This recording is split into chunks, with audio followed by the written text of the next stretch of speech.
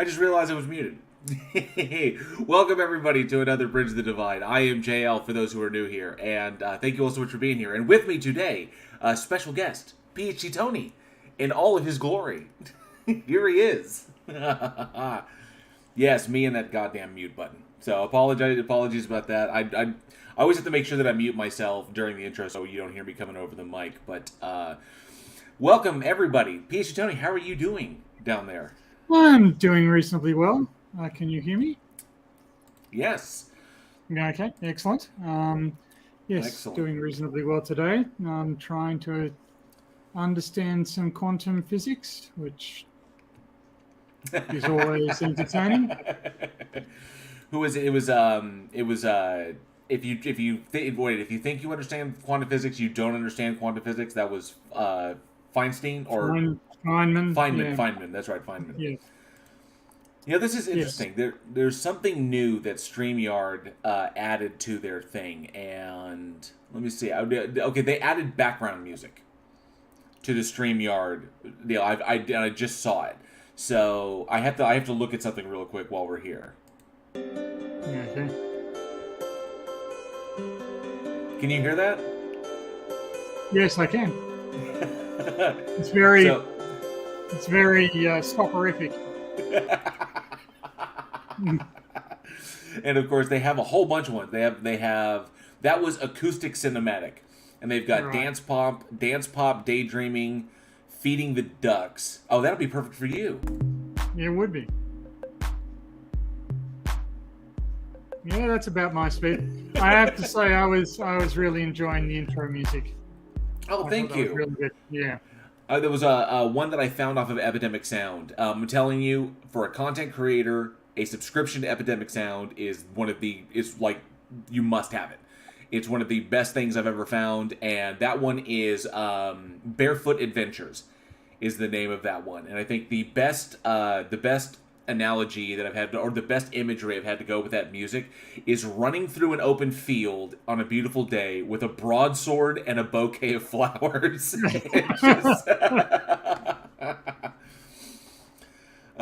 They got Into Space, Lo-Fi, Night Driving, and Rock. Into Space.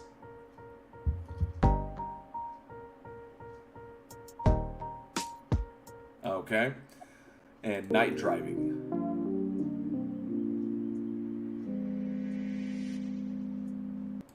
So interesting little background music thing that they... StreamYard is constantly trying to add stuff to it. I think that's actually kind of cool.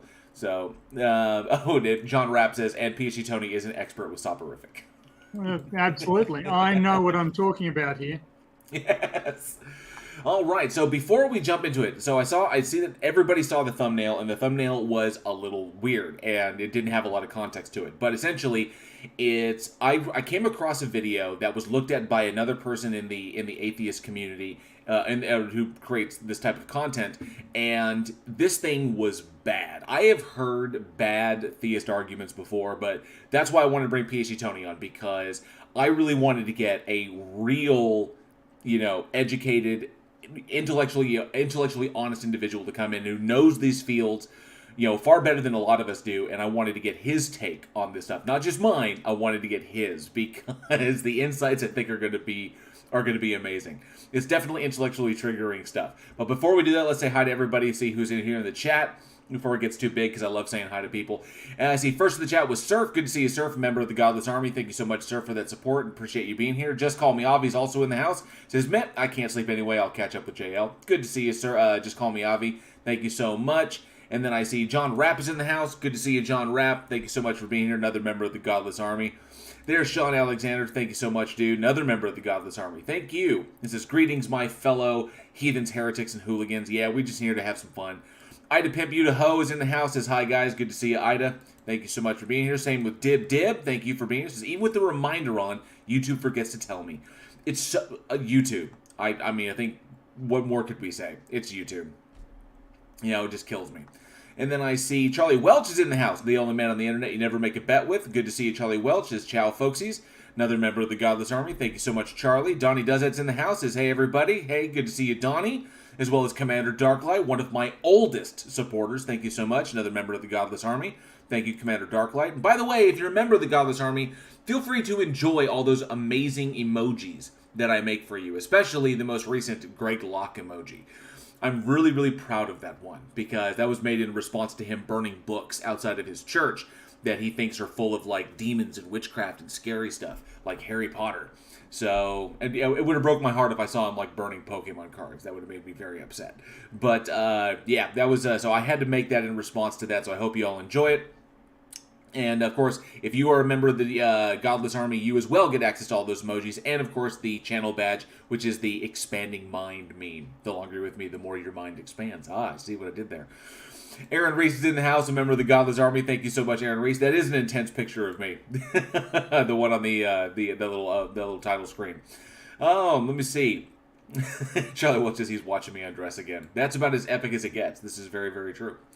Tony Regime is in the house. Good to see you, Tony Regime. Thank you so much for being here. And as well, yes, Charlie Welch says, yes, the music. Takes me away, frolicking through the green meadow, princess by my side. Let me see who else is in the house. Yes, I apologize. I was muted. And I see Martin H is in the house. Good to see you, Martin H. Good to see you. Says hello, people. Thank you for being here. Nimrod as well. Says hello, everybody. Good to see you, Nimrod. Thank you so much for being here.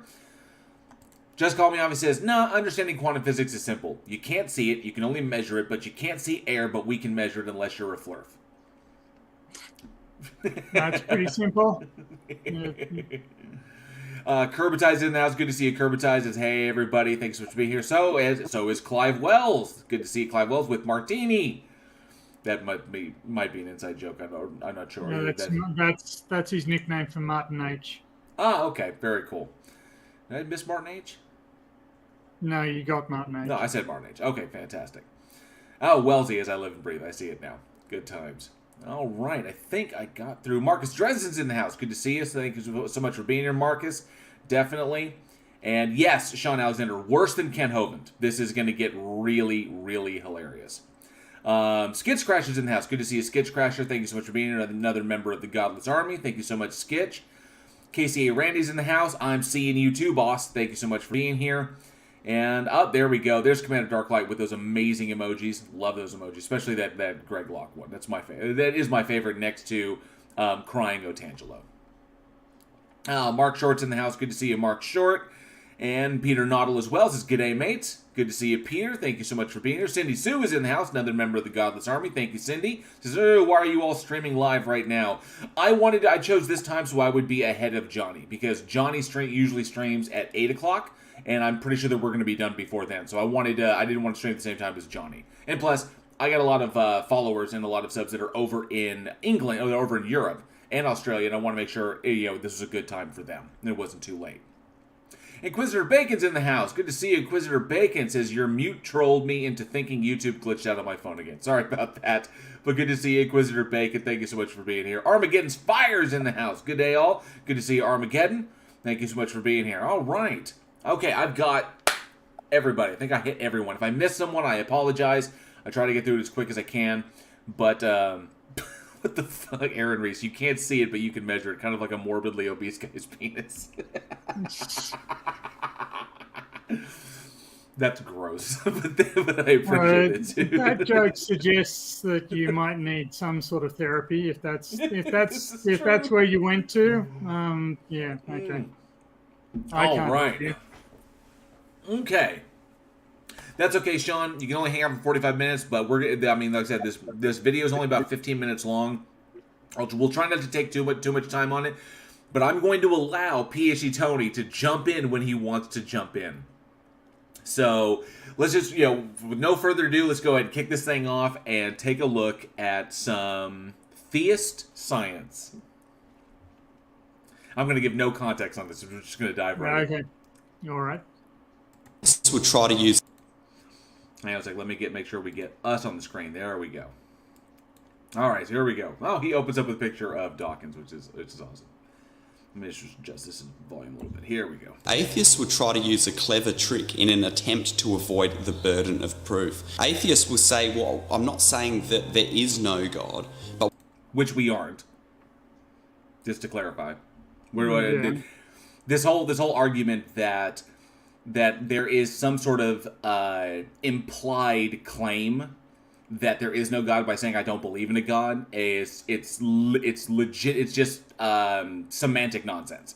It's trying to play with verbiage in order to say, well, you're claiming that there isn't God. Your claim is that there is not one by saying that you don't believe in one. It's Whereas, like, no, we can say similarly, there is as much evidence for gods as there is for unicorns or for Bigfoot or for right.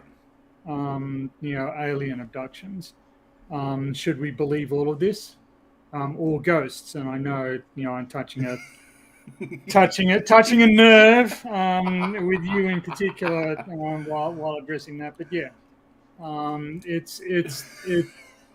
it's we don't believe in stuff unless there is reason to, and there's no reason to believe in a god, Right. any gods.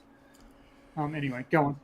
Mr. Colby, too, good to see you. Yep, we got 2 of the 4 beardsmen here today. All right. What I'm saying is I simply lack belief in a God. I haven't been given sufficient evidence yet, so I'm withholding belief. What they do is then they set up their own personal subjective standard of evidence. Well, okay, I got to clarify something on this, because this goes towards like the lack theism thing, like I lack belief, or I'm suspending judgment. This is a quote from Huxley, is what he's basically saying, from T.H. Huxley, in that there is insufficient evidence in order to warrant belief, is the terminology that I like to say. This whole like lack theist thing, like this idea that there's it's hard to break down, but he's basically quoting from Huxley there. But the problem with what Huxley was saying was Huxley was talking about, he's the one who coined agnosticism, and that agnosticism is essentially the psychological state of being agnostic, and that you believe that the concept that a world with no God is true. So that a godless world could be true. So you believe that to be true, which supports your agnosticism. And if you follow JTB, the justified true belief, then that's why it's inherently making a claim. And that's why it's problematic, because JTB doesn't always hold. And if you go by doxastic and voluntarism, we don't believe because there's nothing to support the belief itself. Just like I can't go up to the roof and make myself believe that I can fly, just because I've seen things that fly. Yes, it's in order if I were told that there was a person living in your town who was called James Blunt, for instance. There are people in your town. James Blunt is not an unusual name for a person. It's not an unusual name for the ethnic group that lives in your town. So I've no reason to doubt that there might be a person called James Blunt who lives in your town. But I've got no reason to believe that there is, right? I don't have evidence either way, but the possibility remains open. But when you're claiming that there exists a God, there is no analogous demonstration of proof of concept. There's no proof of concept that gods exist or can exist. So it's not the same thing. I decline to make up my mind whether or not there is a James Blunt. You can similarly decline to make up your mind whether or not there's a God, but that's and you would not be falling into a logical fallacy there. But neither are you falling into a logical fallacy when you say, I don't have any reason whatsoever to believe that God exists. And in fact, I have a lot of reasons for believing that a God doesn't exist. One of which is that people who claim to be in communication with God routinely lie and distort and present untruths. If God existed and was in communication with them, he wouldn't let them do that. Right. And they're able to deny any evidence that doesn't meet that personal standard, even if it's not. It's not a personal standard. It's not. There is no person. This is projection. It's they have a personal standard, which is informed by their confirmation bias. And if you have a personal standard of evidence, that automatically it injects intellectual dishonesty into it because it's not meeting your subjective standard. But there is a standard at which we accept evidence as being sufficient or legitimate, and it's not infected by confirmation bias or any other form of misinformation, and make sure that all the variables are covered. So this is projection on his part. There is such a thing as shared reality, and in order to be accepted into our shared reality, there are certain standards of evidence. So to some extent, these aren't personal. He's right that, you know, what I find convincing evidence is not what other people find convincing evidence. But this is intrinsic. It's not restricted to God, right? It goes to the fundamental it goes to the fundamental question of what can be accepted as known by society. If I know something, does that mean that everybody else has to accept it as known? You know, these are deep philosophical questions, but you know, there are standards that we have adopted for demonstrating whether or not something is real or not, and God simply doesn't meet that standard. Right.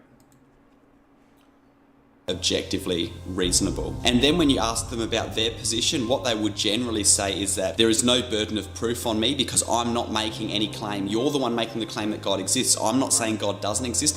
I'm just saying I don't have enough evidence, so you're the one who has to provide me with the evidence. But the reality is that if they are saying that they are withholding belief in God because they don't have enough evidence for the existence of God, then what they are implicitly saying is that it is at least possible for a universe to exist without God. Agreed. I would agree with this. Yeah, that's entirely true. Yes. Itself is a claim which they have to support with evidence, whether they like it or not. No. You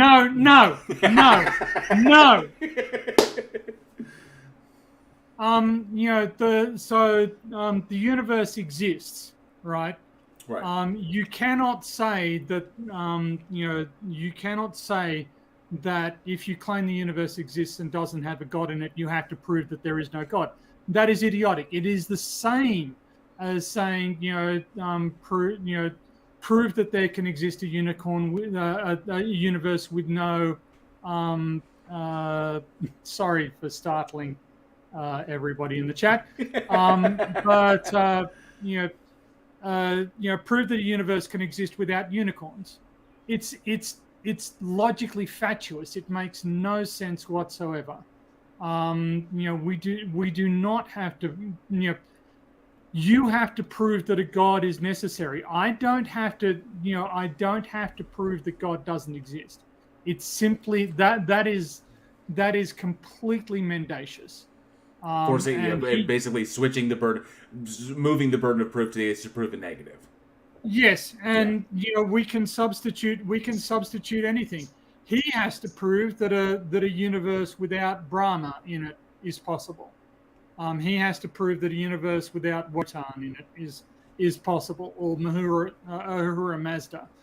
He has to prove that all of these things are possible, and it's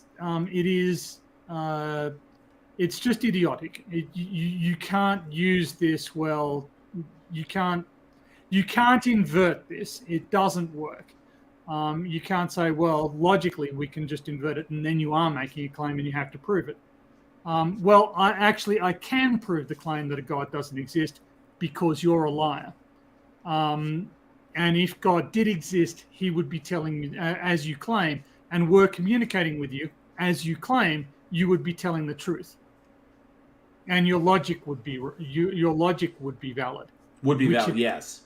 And I've run into this a number of times. Now, two things on this is that, one, the vast majority of the presuppositional apologists that I run into, that I discourse with, this is essentially what they try to do, is move the burden of proof to the atheist to either prove a negative or to replace their God concept with something that explains things better. And when I say explain things better, I mean explain things better than God did it. So I need to have like a mechanistic explanation for every single thing that is better than God, testable, provable. I have to be able to see this thing and do this or whatever. And that will replace, I have to provide that in favor of their God for them to move away from the God belief. Or I have to prove that the world exists and does not require God, didn't even require a deity. So like just basic garden variety deism. So yeah, it's the dishonesty in that is I've run into that numerous times. Thanks for your concern, Nimrod. PhD, I think we all love your passion for truth, educated thoughts. I just don't want you to have a heart attack on stream. I think the closest was yes, I fucking can. I think that was no. There have been some flirts that you've engaged with. Yeah.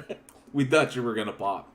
But then they'll say, no, a purely materialistic universe is the default position. But that itself is a subjective claim which we can just outright reject. So there really is only a bias. Why? They can't outright reject that. So here we've got an understanding of formal logic.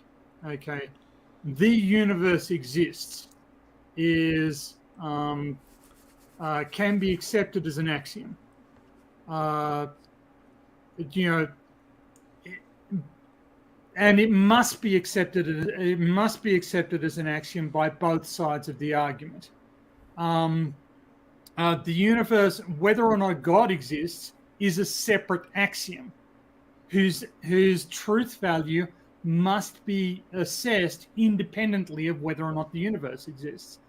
Otherwise, if we accept his argument that because the universe cannot exist without a God, then we must automatically accept axiomatically that God exists because the universe exists. Therefore, God must exist.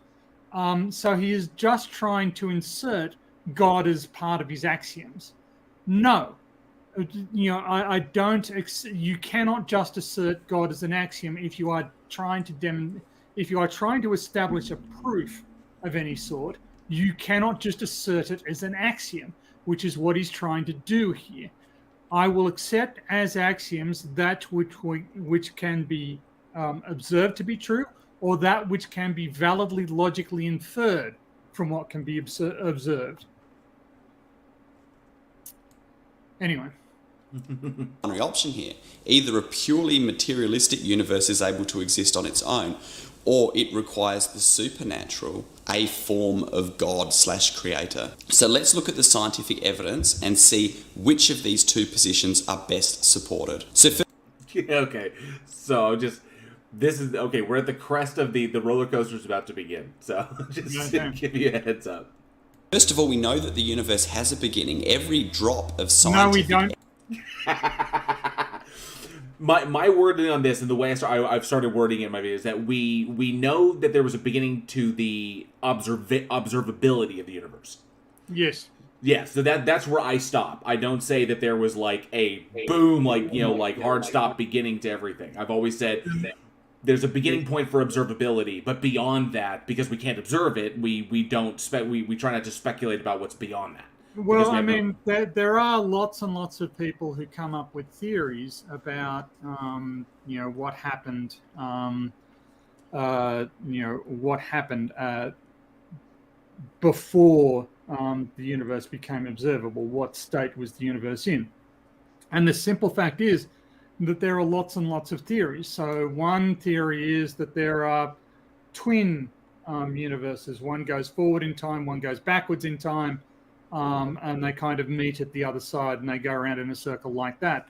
The other one, that we have not precluded the possibility that the state of the universe before Planck time extended indefinitely back in time.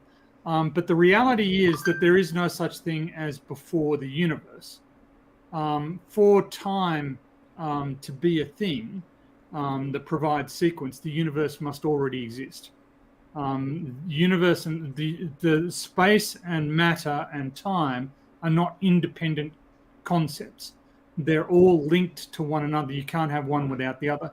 So the idea of a creator where there isn't a universe who decides, okay, well, I will create the universe, that implies that creator is inside time, which requires that time exists, which requires that the universe exists.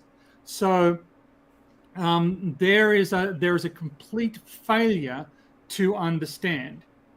There's a failure to understand the nature of the truth. Oh, we lost you. I think you accidentally muted.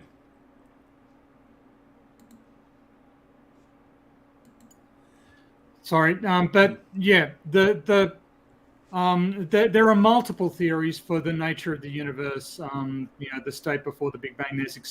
There's the universe just expands, comes around, contracts. There's sort of the Big Bang, the Big Crunch. There's multiverse theory. There are all sorts of different theories about how our universe evolved. But his argument is based on not understanding the Big Bang theory and not understanding the nature of time. Time cannot exist without matter and space. It can't. Hence space-time. Hence space-time. So you cannot have a creator suddenly deciding to create the universe, because that requires time. If time exists, the universe exists. So this entire creation argument is simply a logical contradiction. If God exists inside time, then he exists inside the universe. It's a requirement. All right, I see you got a couple of new people popping in. I see, let me see here. I saw Turing Test 2 is in the house. Good to see you, Turing Test 2 is a member of the Godless Army. Thank you so much.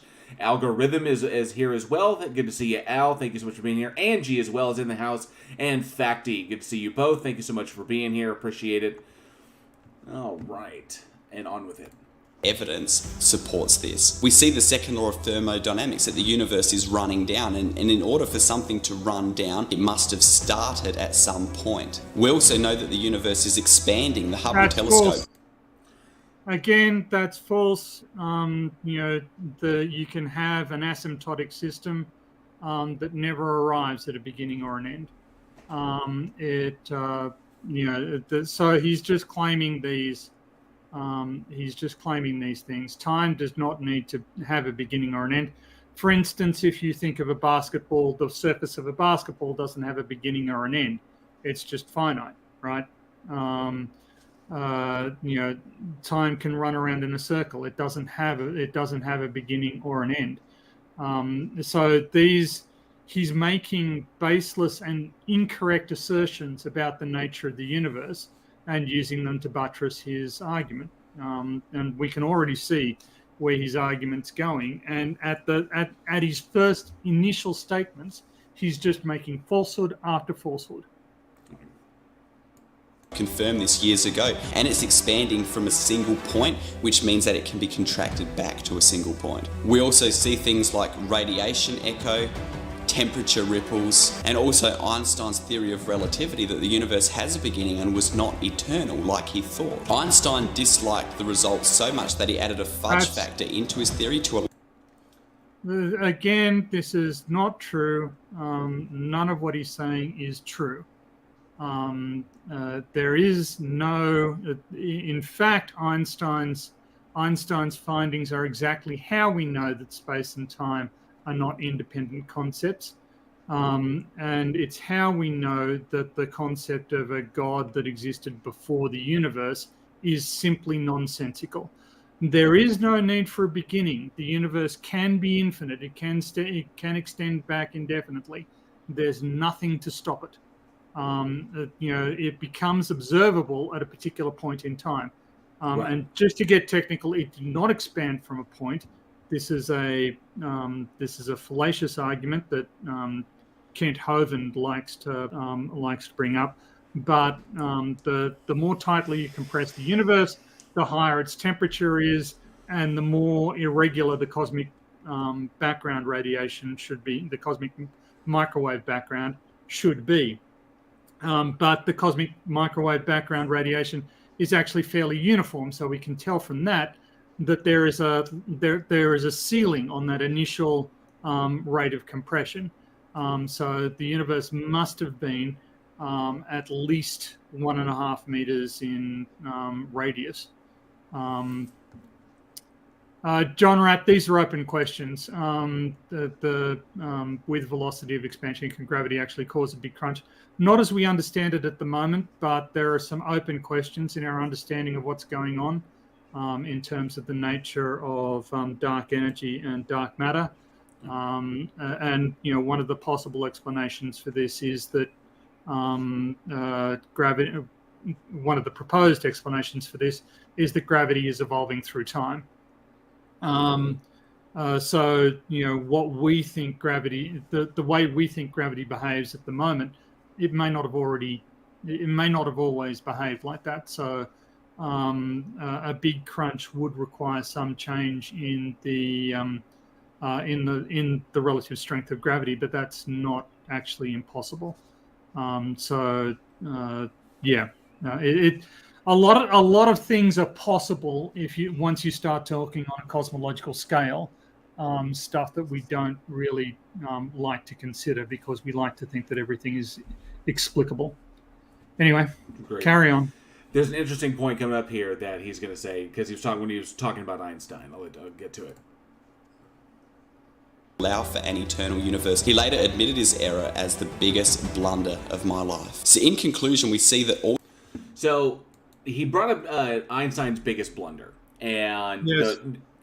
So for those not familiar with this, so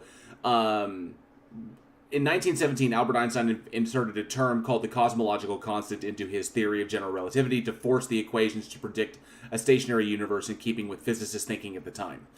When it became clear that the universe wasn't actually static, but was expanding, instead Einstein abandoned the constant, calling it the biggest blunder of his life. That's at that time. But lately, scientists have revived the cosmological constant denoted by lambda. So whenever lambda pops up, that's what it's talking about, to explain what we now call dark energy that seems to be counteracting gravity, causing the universe to expand at an accelerating pace. And there's currently a new study out that confirms that the cosmological constant is the best fit for dark energy and offers the most precise and accurate estimate yet of its value. The finding comes from a measurement of the universe's geometry that suggests that our universe is flat rather than spherical or curved. So, and I know that somebody's going to jump on that because we're talking about the universe, not talking about the Earth and the Earth itself. Well, but go ahead. Well, Clive Wells just brings up, sort of, we currently believe that the dark energy will ultimately dominate, leading to the heat death of the universe. Yes, this seems the most likely conclusion based on the evidence presently available to us. But there are lots of things. There are lots of,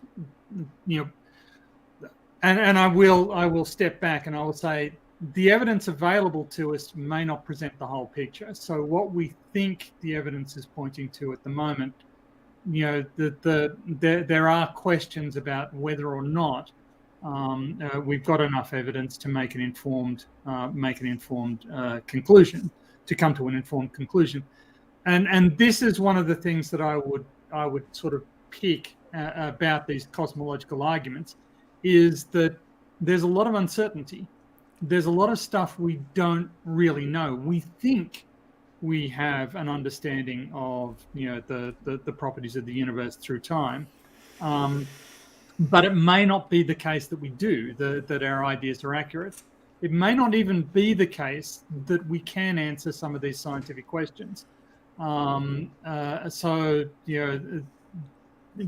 Unfortunately, we're going. I think when we look at a lot of these cosmological issues, from me anyway, and I'm not a trained cosmologist. Let's put that out there. I think that the degree of uncertainty needs to be accepted, and this is one of the things that the religious twist on cosmology doesn't take into account. They present these things as though they are hard facts. The universe had a beginning. That isn't a hard fact. We don't know that. And there is no such thing as before the universe. It logically does not exist. The process by which a universe might come into existence is being explored cosmologically, but there doesn't need to be a beginning. It could be a steady state extending back infinitely. There's nothing wrong with that hypothesis. And if God extends indefinitely back, that's at least one thing that is infinite. And why can't but that thing hasn't been shown to exist. If I now say, well, the universe is infinite, we at least have the fact that the universe exists. So it's it's a better theory than God is infinite. All right. Nimrod, PhD Tony's uncertainty model. Yeah. And from what's been explained to me is that when we have things like by virtue of do I have time to watch this stream? Well, it depends how long Tony's. So, and from what's been explained to me is that when you look at things that we have, like the halting problem, Gödel's incompleteness theorem, is that, and by nature of the universe in and of itself, just by what we understand about light and the universe, that there is information that we will never be able to access because it's simply beyond our grasp. The mathematics that essentially describe the universe have basically set it up that at this point in where we are in the universe's life, where we happen to have popped up, this stuff is beyond our capability of ever accessing. And that no matter how long we go or how long we persist or how much we proliferate through the universe, we'll never be able to break the laws of reality in order to access the stuff that's beyond our scope. Yeah. That's just to access it would be complete science fiction. Okay. All the scientific evidence points to the fact that the universe had a beginning, just as the Bible states.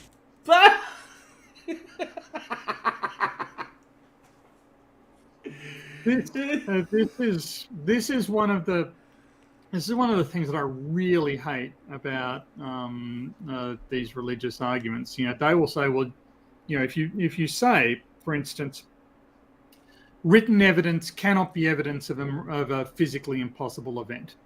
Okay, it just can't, because you can write anything.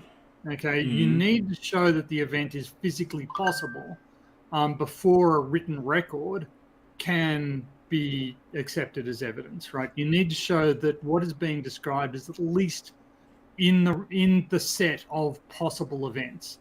If it isn't in the set of possible events, then writing it down doesn't suddenly make it possible. And they will go, well, you weren't there.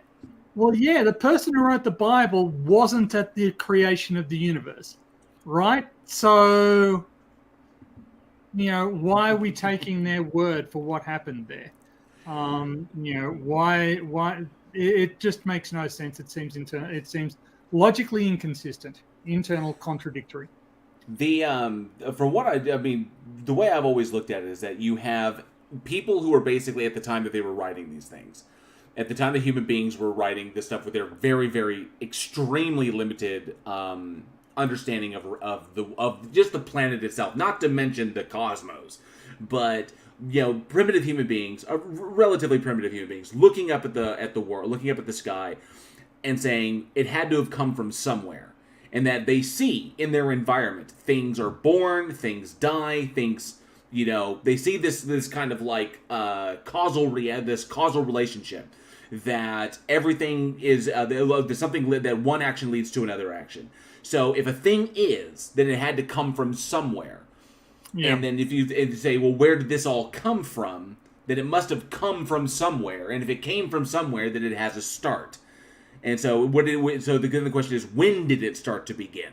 And so they talk about so that's why there's no specific time given as to when this thing was. It's just that it had a beginning, because all things, by virtue of observation that we look on this planet, even when we look up there, you're seeing the formation of stars, the formation of planets.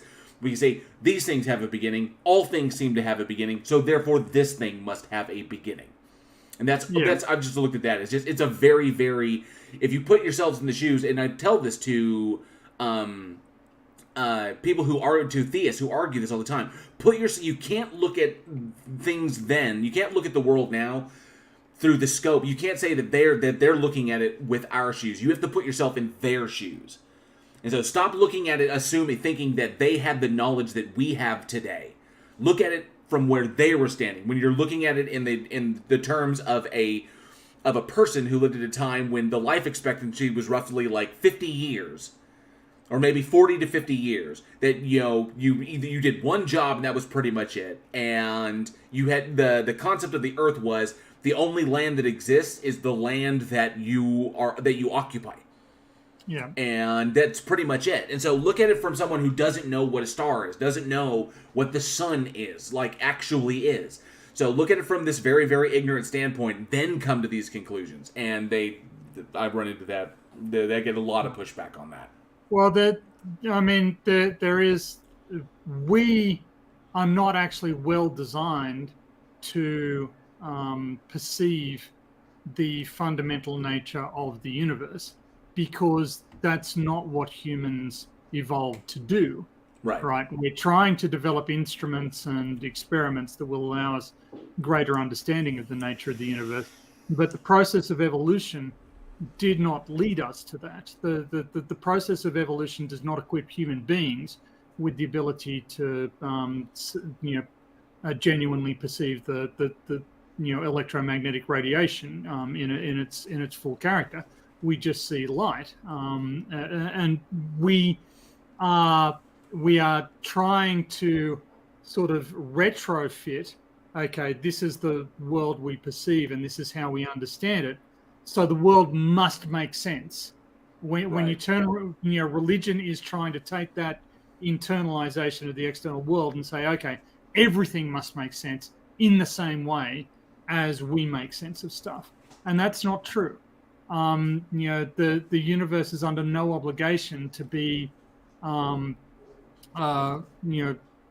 rational from a human point of view, or simple, or beautiful, or elegant.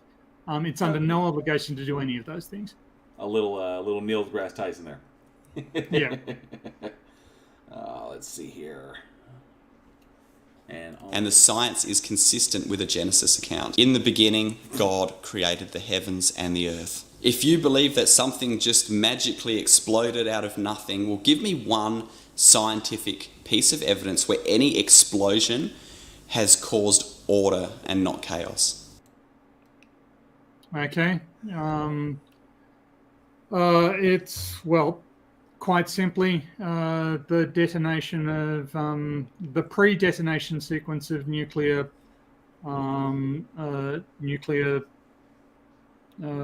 weapons, of fission weapons. What you require there is a carefully synchronized sequence of explosions that will drive the fuel and compress it so that a criticality occurs.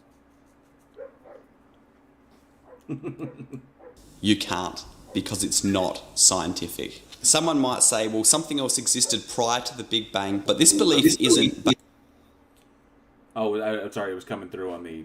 Based on the science. This is a faith-based philosophical attempt to try to replace the God that was required for the Big Bang to occur. The cosmological argument goes like this. The universe had a beginning. Whatever has a beginning has a cause. So what is the cause? If space, time and matter had a beginning, then what created space, time and matter cannot be made of space, time and matter itself, because that did not exist. So the cause must be spaceless, timeless, immaterial, powerful to be able to create, intelligent, and also personal to be able to choose to create. Does that sound like anyone you know? If you study science deep enough and long enough, it will force you to believe in God. Atheists might say, well, I don't believe that something came from nothing, but it doesn't matter what they claim to believe. What matters is the implication of their belief, and if you remove God, this is all that you're left with. We even see desperate attempts to try to redefine nothing as something other than nothing. I think he's talking about Lawrence Krauss there. When Krauss was in his book A Universe from Nothing, and he's explaining that nothing is not necessarily like nothing, like absolutely nothing. Like nothing is not like nothing in the terms of there's absolutely zero and everything. It's just kind of like weird. Yeah. Well, but this argument, if you go down, this is the point. You can't have something coming from nothing. Okay, fine. And this suggests to me that the universe is in the time does not have a beginning, because there must always be a point previously in time where there was something. You can extrapolate that back infinitely. Now, either that goes back indefinitely or it goes back cyclically. There's some sort of periodicity to the course of time. But either of those is an acceptable solution to your problem.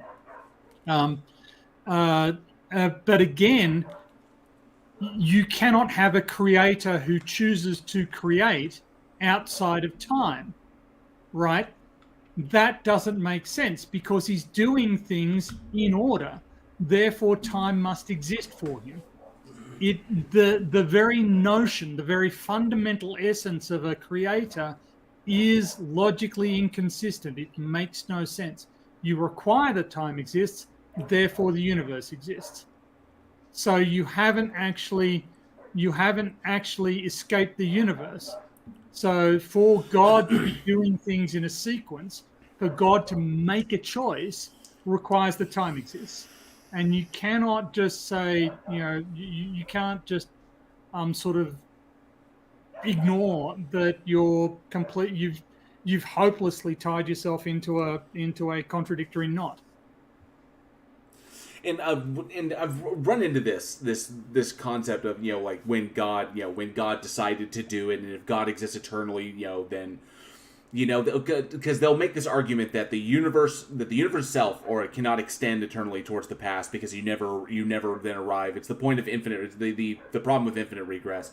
But an infinite regress is not logically contradictory, and there's no problem with an infinite regress. It just means that we just happen to be at the point where it happened, and then but they don't argue that this is not a problem for God. That God existed eternally, going back in the past. Yes. So God has always existed. So I guess it's either way. But then they run into the problem of calling God a consciousness, because consciousness is not quiescent, and that. At one point, God chose to do something. If God chose to create everything, then that is a thought that God had. God had that thought, then God did the action.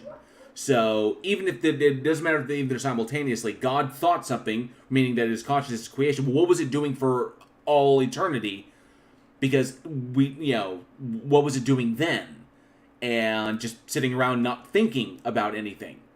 So which doesn't comport with the attributes that are then derived from the Bible about this entity itself, sitting around doing absolutely nothing, in nothing, unaware of anything until all of a sudden its consciousness became quiescent, and it had a thought, and then decided to create everything, which is weird.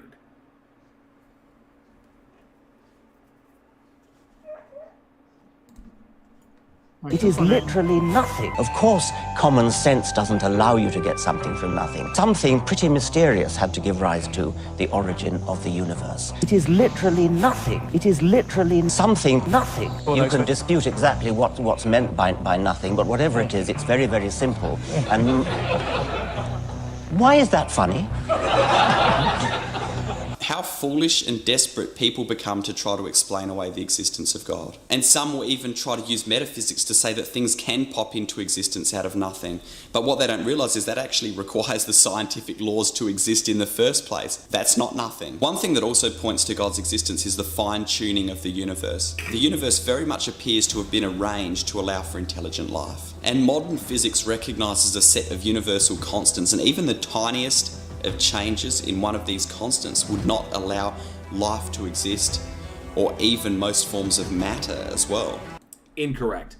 And I know, and I've looked into this quite heavily because Otangelo brings up the fine-tuning argument so often, and it wouldn't allow life to exist as we currently observe it on this planet. Because, go ahead. As we understand it, yeah. So, as we understand it, because life on this planet is evolved specifically within the confines of this planet. So we can't evolve beyond the confines of this planet because natural selection chooses for that which allows us to which genes to continue to be passed on, and those are determined by essentially what is available here. So it's the pressures, the evolutionary pressures that dictate which ones are going to be passed on. Those things are all around us. So we evolve to our environments and to the pressures that are in our environments. If we were not on Earth, we would probably look extremely different. If the gravity of the planet was higher, we would look different. If it was lower, we would look different. If it was, and I mean, there's no telling what it could be. And even if you switched on, if you moved the dial on some of these constants, the gravitational or if you're talking about the 4 fundamental forces, even if you were to move those around, you would just get a different looking form of life. But it doesn't preclude that life would not evolve under different circumstances, because once you start playing with the strong and weak nuclear forces, you start playing, with electromagnetism and with gravity, then you get wildly different looking elements. And those elements, because you basically screw with the entire foundation of the periodic table. So you don't get a periodic table that looks like ours, but it doesn't mean that you wouldn't have elements. And we know that life is fundamentally chemical interaction, so you would just get life that looks incredibly different from what we currently observe. And actually may look different on other planets where we do discover it, if life were to crop up somewhere else, and not already be extinct, or not be in its earliest phases, or early stages like it was here on the planet, 3 billion years ago. Yeah, so as you say, it starts with an invalid syllogism. These constants must all have these values for the universe to be the way it is. Yeah, okay. And if things were different, they wouldn't be the same. Great point. Can we move on now? But the other, and where he's going to go here is, the odds of all of these constants being so finely tuned to allow the existence of humans. We have no evidence that they can take any other values. We have no probability distribution functions. We have no observable evidence on which to assess these probability arguments. As far I can observe one universe. In that universe, these constants have these values. As far as I can tell, the chances of these constants having these values is 100%. They don't have a choice. They don't get to have other numbers. It's by no means demonstrated that that's a possibility. And if you haven't demonstrated it, if you have not demonstrated that it is even possible for them to have other values, then you can't meaningfully discuss it, as far as I'm concerned. It's another it's another faux intellectual argument from people who don't really understand how logic or physics work. I see Me is in the chat. I saw you pop in there earlier. Me, good to see you. Thank you so much. I say you got to go. I wanted to say hi before you bounce. But good to see you. Another member of the Godless Army. Thank you so for the support, hon. And then Phil Ko and Wizard of Oz. Thank you so much for being here as well. Appreciate you popping in. Lindo at Speed as well. Good to see you. Thank you so much for being here. And I think I caught everybody. If I miss you, I apologize. But Wizard of Oz, fuck off. She is a lunatic. The chance of this universe being fine-tuned like this by accident is estimated at 1 in 10 to the power of 120. That's a... By whom? On what basis? They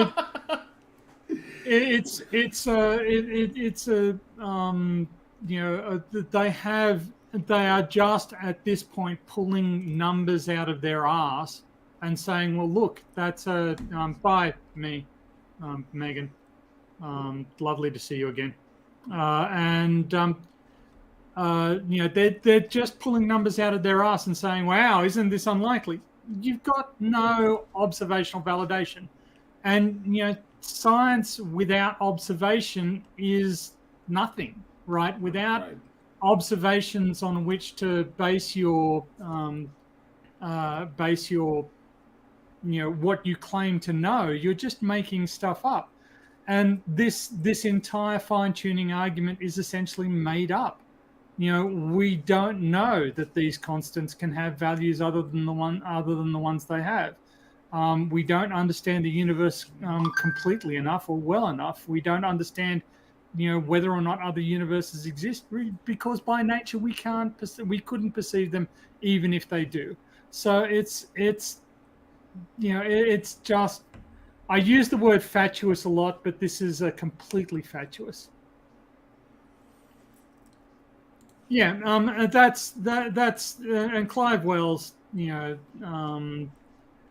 Clive Wells, as might be expected, because I'm a geophysicist and he's an actual physicist. neatly sums it up. It could be that a lot of these constraints a lot of these constants, that we think are independent are actually not independent, that there are more fundamental fields that relate them to one another so that they're not allowed to independently vary. And it is possible that these fundamental fields do vary in other portions of reality that we can't see, which would be, in other universes, but we just don't have any data on that. We just don't know. And it is not a crime to say we don't know, we don't have data on that. But to make up this number and, to start throwing it around and using it to beat people into agreeing with you, right, is dishonest and idiotic. A lot of zeros. Given that the chance of winning the lotto is 1 in 10 to the power of 9, and atheists say that this happened by coincidence, well, I don't have enough faith to believe in that, sorry. I'm going to need more evidence. The fine-tuning of the universe clearly points to a higher power that deliberately chose this arrangement. One issue for a universe without God is also the fact of DNA and intelligent information. Give me one scientific example of intelligent information not coming from an intelligent mind. Just one example. You can't. Whether looking at the section of a book... Yes, I can, in fact. So there are crystalline features in rocks that are self-replicating. There are biological agencies that are there are hydrocarbons that are self-replicating but aren't alive. They take atoms around them and they change their geometry. So, but they themselves are not intelligent. They're just arrangements of molecules. And so as soon as you get one of these things, it starts replicating itself. It starts imposing its structure on the stuff around it. This happens all the time. There is no intelligence in the organization of a crystal, yet on a macroscopic scale, we see quite spectacular crystal formations that have very regular shapes. So, it looks for all the world like there's some intelligent organization. So saying that I can't do something shows, just a bewildering ignorance about, the state of research into abiogenesis, but also about, material science and crystal properties.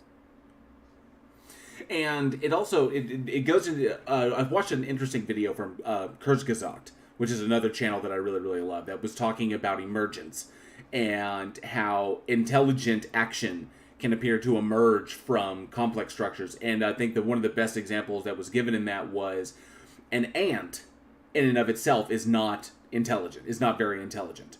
A solo ant all by itself. But when you have a colony of ants, then it becomes incredibly intelligent, capable of tactics in battle, capable of structural formation, capable of construction, capable of all manner of intelligent activity, because the whole thing is together, where it appears to be an emergence of some sort of intelligence amongst them, where it's very similar to cells. One single cell, like one single brain cell itself, is how much intelligence they have, but all of the brain cells working together, then you get the emergence of this. But let's look at this in another sense. Let's suppose that humans are designed by intelligence. We have flaws in the design of our eyes. We have flaws in the design of our spine. We have flaws in the design of our recurrent laryngeal nerve, which goes from the brain down around the aorta and back up to help us swallow. This is not a good design. We get skin cancer. Why on Earth do we get skin cancer if we're designed? If we are designed to be on Earth, why do we get skin cancer? Right? Especially when we need the sun. We need the sun to live. We need the sun to live, and we have been designed to live on this sun, on this planet under this sun. So why does skin cancer occur? on what basis, is the claim that we are designed? It's just not true. And he's trying to sort of move into this strategic thing. Well, okay, there are flaws, but the very existence of DNA code is somehow proof that a God exists. No, it isn't, because you can get hydrocarbons that do replicate themselves, and and actually they can get to a point where where you can see sort of what are cell walls, expulsions of that they can basically create barriers that they put harmful elements on the other side of. So if sodium or water are desired or not desired, they can construct their own environments where they keep the harmful elements out and they keep the desirable elements in. You can see this happening with dumb matter. It's in no sense alive. It is in no sense intelligent, but it is capable of organizing itself on this basis, just as a matter of physics, just as a matter of the consequence of physical laws. I think Just Call Me Avi brought up silicon crystals also exhibit this phenomenon, and this may lead to better semiconductor technology and solar panels if they were grown in space. Yeah. Yep. Yeah, exactly. That's exactly what I was saying with crystalline, with crystalline properties, which I know less well. You would expect as an earth scientist that I know more about crystalline properties than I do about abiogenesis. But this is actually the benefit of watching Professor Dave.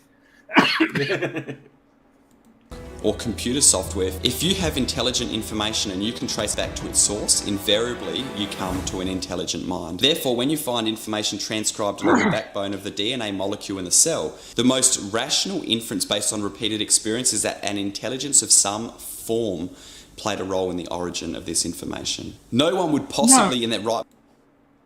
No, because, we see, we see imperfections in the design structure. For instance, the DNA shows every sign of randomization. There are random rearrangements, there are random insertions, there are there are a lot of the genetic data that we need is completely spurious. We share an enormous amount of our DNA, much more than you would think, with plants. We don't need DNA from plants, right? So why is it there?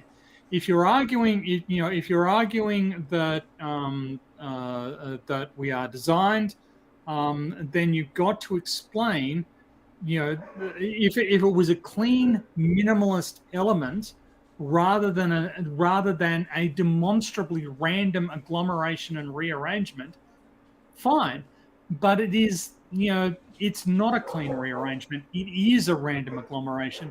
We can show chemically and physically how DNA has progressed through random processes with zero intelligent guidance. So his argument is fatuous. Hey, NA, good to see you. Thank you so much for being here. Another member of the Godless Army. I appreciate it. Just Call Me Avi says, love how they always say DNA. Just DNA. Not the other hundreds of other systems that are in place to make the data, make it work, and make it make it fail. Never talks about that, though. Yeah, they always got to pinpoint one particular thing. Cherry picking. They cherry pick the science as much as they cherry pick the Bible. And say that Mount Rushmore formed by accident, by the natural elements taking effect upon it. That would be ridiculous. People would laugh at you. But how much more complex is the information contained in our DNA? The late Sir Fred Hoyle, who was Professor of Astronomy at Cambridge University and was not a Christian, illustrated the point this way. Now imagine 10 to the power of 50 blind persons, that's 100,000 billion people standing shoulder to shoulder. They would more than fill our entire planetary system, each with a scrambled Rubik cube and trying to conceive of the chance of all of them simultaneously arriving at the solved form. You then have the chance of arriving by random shuffling, random variation of just one of the many biopolymers on which life depends. The notion that not only the biopolymers, but the operating program of a living cell could be arrived at by chance in a primordial soup here on Earth is evidently nonsense of a high order. Can you give me just one example of intelligent information not coming from stop there. Yeah. Okay, Fred Hoyle's argument here is his rationale for the theory of panspermia. Right.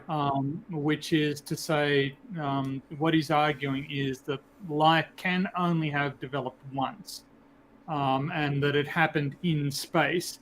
He was a proponent of steady state, the steady state universe. He actually came up with the name Big Bang for the Big Bang theory because he thought it would make it sound sillier because he didn't like it. As an atheist, he didn't like the concept that the observable universe is of finite age. But his argument is wrong. These processes are only random up until a certain point, and then they become directed. Right at the point where you start getting replication, you can build processes of greater sophistication, and you can interweave them, right? So there's no unique solution to how to build living cells from inert organic matter. There are multiple ways by which this would be achieved. The problem with abiogenesis is that we don't have enough data to decide which of the processes. Hoyle was talking out of his ass. He was a bit of a crackpot, and eventually was widely discredited as perhaps a bit of a harsh term, but he was known to have very peculiar beliefs. Fred Hoyle was a bit loopy. Yeah, yes. Algorithm says that Fred Hoyle was a bit loopy. Yes. So using this utterance, yes, we all know what Fred Hoyle thought. He was wrong, right? And individual scientists can be wrong. You can't use an outlier from the scientific community and say, this is what science thinks. No, we don't think that. And it's dishonest is what it is. To present what one person said as though it has some sort of scientific authority. It doesn't. It doesn't matter what any one person says. What matters is the state of the scientific literature.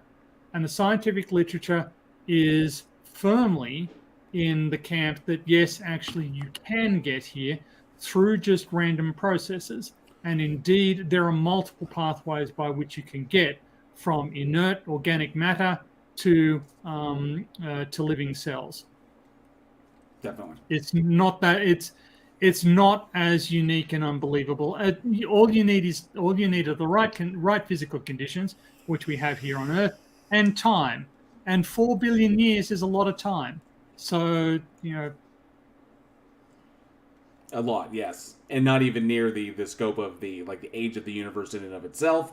And if you take cosmic inflation theory into account, it's a hell of a lot bigger than what we can observe. So, there's a lot of opportunity out there.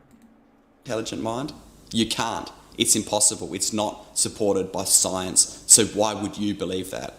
It's because it's the conclusion of science, you donut. Yes, that is the thing. If what he was saying were true, then it would be the opinion of science that abiogenesis were impossible, and that that humanity can only be the result of a design process. But science does not come to this conclusion. And the reason science does not come to this conclusion is because it fundamentally disagrees with his arguments. And so invoking science as a weapon when science demonstrably doesn't support your position. It's a common theme. You see it in the anti-evolutionists. You see it in the young Earth creationists. You see it in you see it even sometimes in some portions amongst the flat earthers. They will wield scientific authority like a club, to say that you can't use Newton because Einstein said you can't, even though Einstein never said any such thing. They're just ignorant buffoons. They don't understand the science that they're referencing, like this guy, and they don't acknowledge that science just doesn't agree with the argument they're trying to make. And if it did, it would say so. It would be published material. He wouldn't need to cherry pick Fred Hoyle's quotes. He'd be able to look in, the articles from Nature and Science that say, actually, it's impossible that humans could be the result of random happenstance. But they don't say that.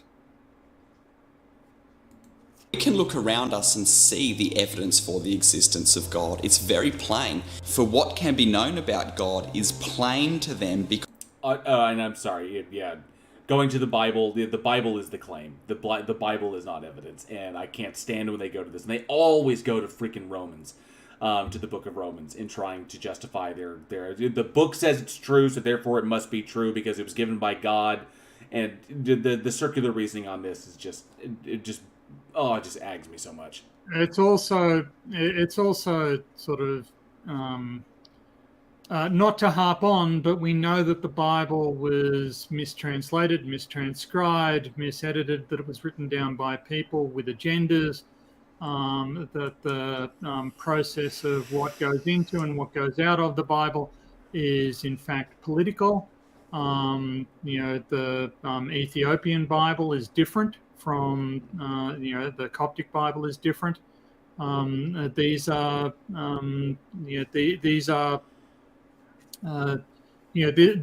this entire argument of the garbled, mistranslated, mistranscribed and edited, a macroscopically edited version of the Bible that has come down to us must be accepted as literally true. No, it's and again, just because something is written down, doesn't make is not evidence for something that has not been shown to be possible. Right.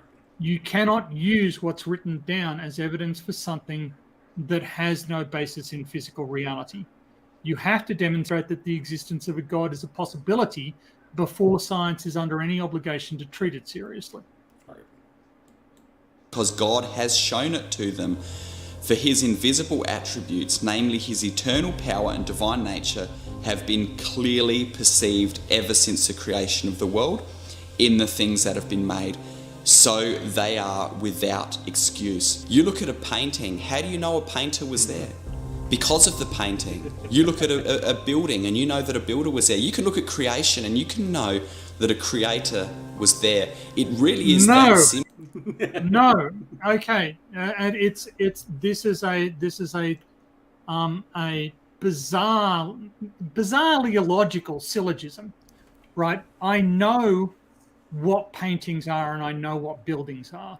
I know how they are made. And I can see the process. I can see that a painter needs to paint a painting. Right. Though apparently, Jackson Pollock just rode tricycles. Who can tell?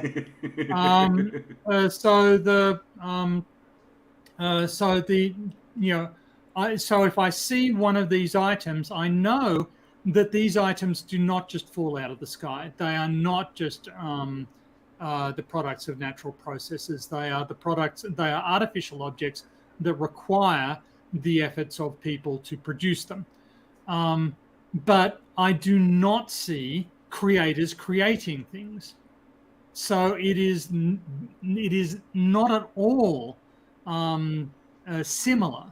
If I saw creators creating things, then I could say, oh, well, then I see this other thing over here. it's reasonable to believe that it must have been created, because I know that creators create things. There are creators, they create things. The existence of creators hasn't been demonstrated, and the process by which creators create things has not been demonstrated. So there's no basis to conclude that just from the existence of the universe, I can assume that there's a creator. This is not a valid syllogism in any sense. This is one of the issues that Hume brought up in his along the lines of the watchmaker fallacy. And the three issues one of the issues that Hume brought up was that we have no concept of like world creation. So we can't, it's disanalogous in that respect. Yes. Yeah.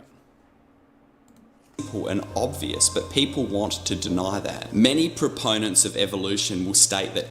I like how and I'm jumping in there real quick, I like many people want to deny that, is what he's throwing out there. And painting like atheists as intellectually dishonest, like we just want to deny it, and that's why, that our personal proclivities come before the evidence.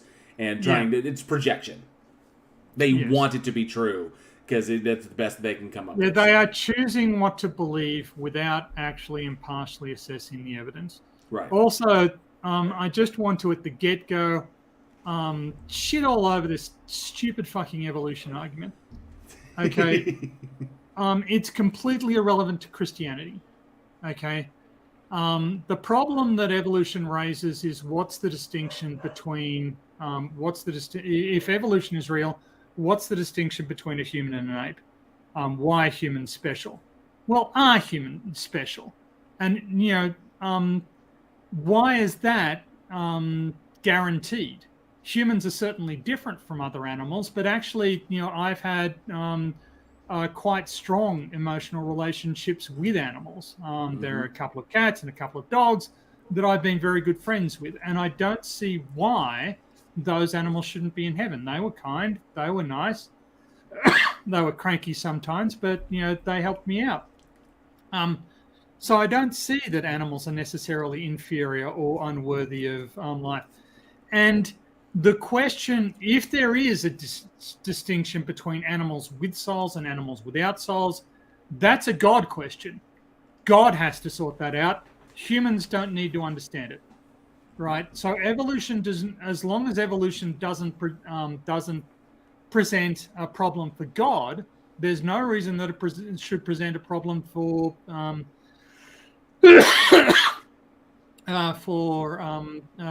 Christians. But they insist on coming up with But once you reject evolution, then humans have to be created independently.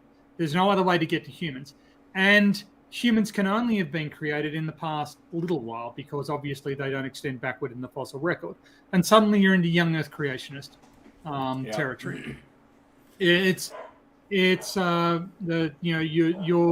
picking a fight that you don't need to pick with this anti-evolutionist argument.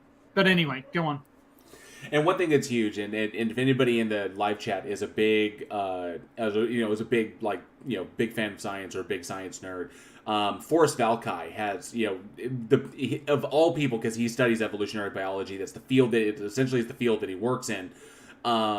This image right here of this linear progression of evolution is really, really problematic, because this is not what this looks like at all. So theists will often, when they're attacking evolution, will often bring up the linear evolution, this linear evolution graphic, trying to say that this right here, this image that we're seeing that he's using, is not a representation of evolution. It is absolute trash and should be disregarded. That and Forrest goes into a fantastic explanation as to why this is bad, why he hates it, and why this should be thrown out of all textbooks. No one should ever be exposed to this, because this kind of imagery is what leads to these really, really bad questions or these bad conclusions. If you automatically look at this and assume that this is what evolution looks like, which it does not. And for someone who is asking, I would say probably number 3 or probably number 4 is who Lucy was. If you were to say Lucy was in this chart, I would say number 4 was probably Lucy. Maybe number 3, maybe number 4. Yeah. But you So- probably have to ask Erica on that one. Well, number 4, because one of the things that Lucy had was the spine directly underneath the skull. Okay. So something, it's not wrong to say that something like this picture must have been the case, right? We were descended from some earlier primates. Which earlier primates, we don't know, because we don't have the evidence. We don't have the evidence to constrain our direct lineage. So some form of this picture must have occurred. The humans must be the product of some sort of progress through stages somewhat similar to this. But that's very different from saying, Lucy was definitely an ancestor of humans. That's not necessarily true. Right.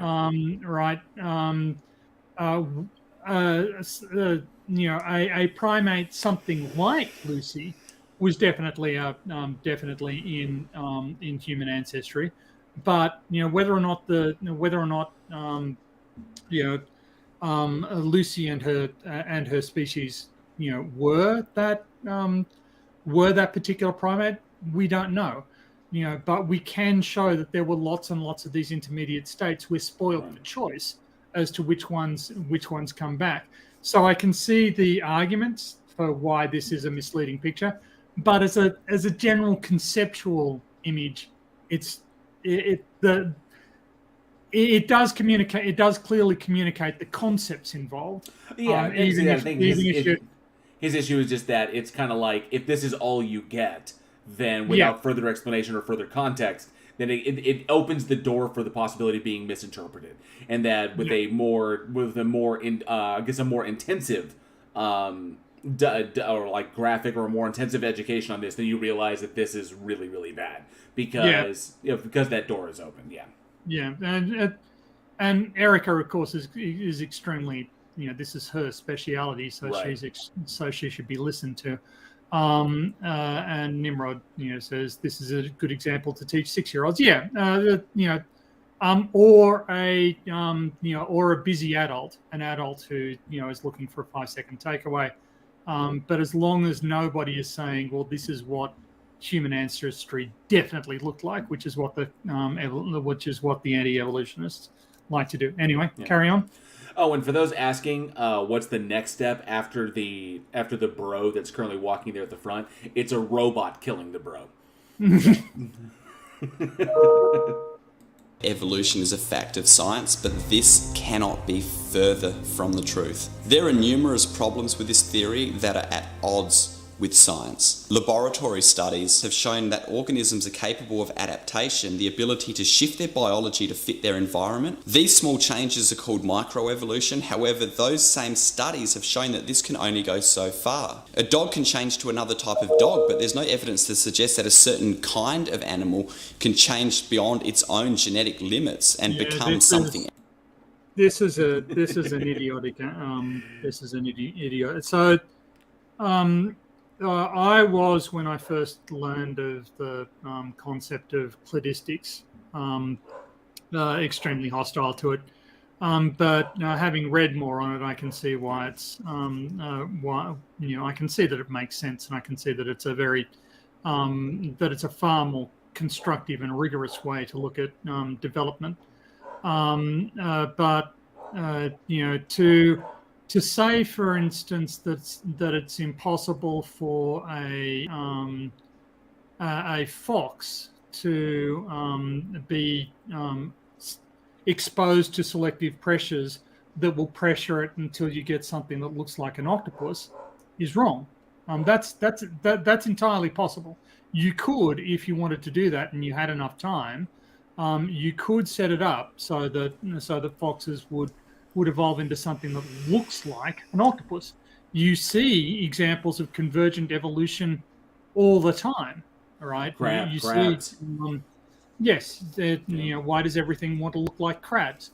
You see people converging on this design, provided that the environmental pressures are such as to direct select in that direction, and they progress at the right sequence to keep pace.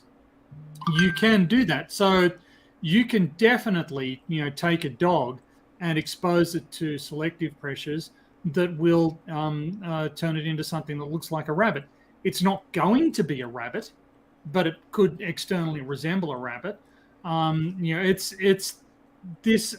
Everything is an ancestor of what came before it. So if it's a dog now, so if you've got dogs now, their descendants are going to be dogs, right? But they may look like rabbits. There's nothing. There's no problem with that. And this entire rabbiting about rabbiting about kinds, it's nonsensical. It assumes that there's a final form, and that these final forms are going to be physically distinct from all other final forms, and it's not necessarily true. We've had multiple streams, multiple cases where completely independent animals have converged on forms. It's just I don't.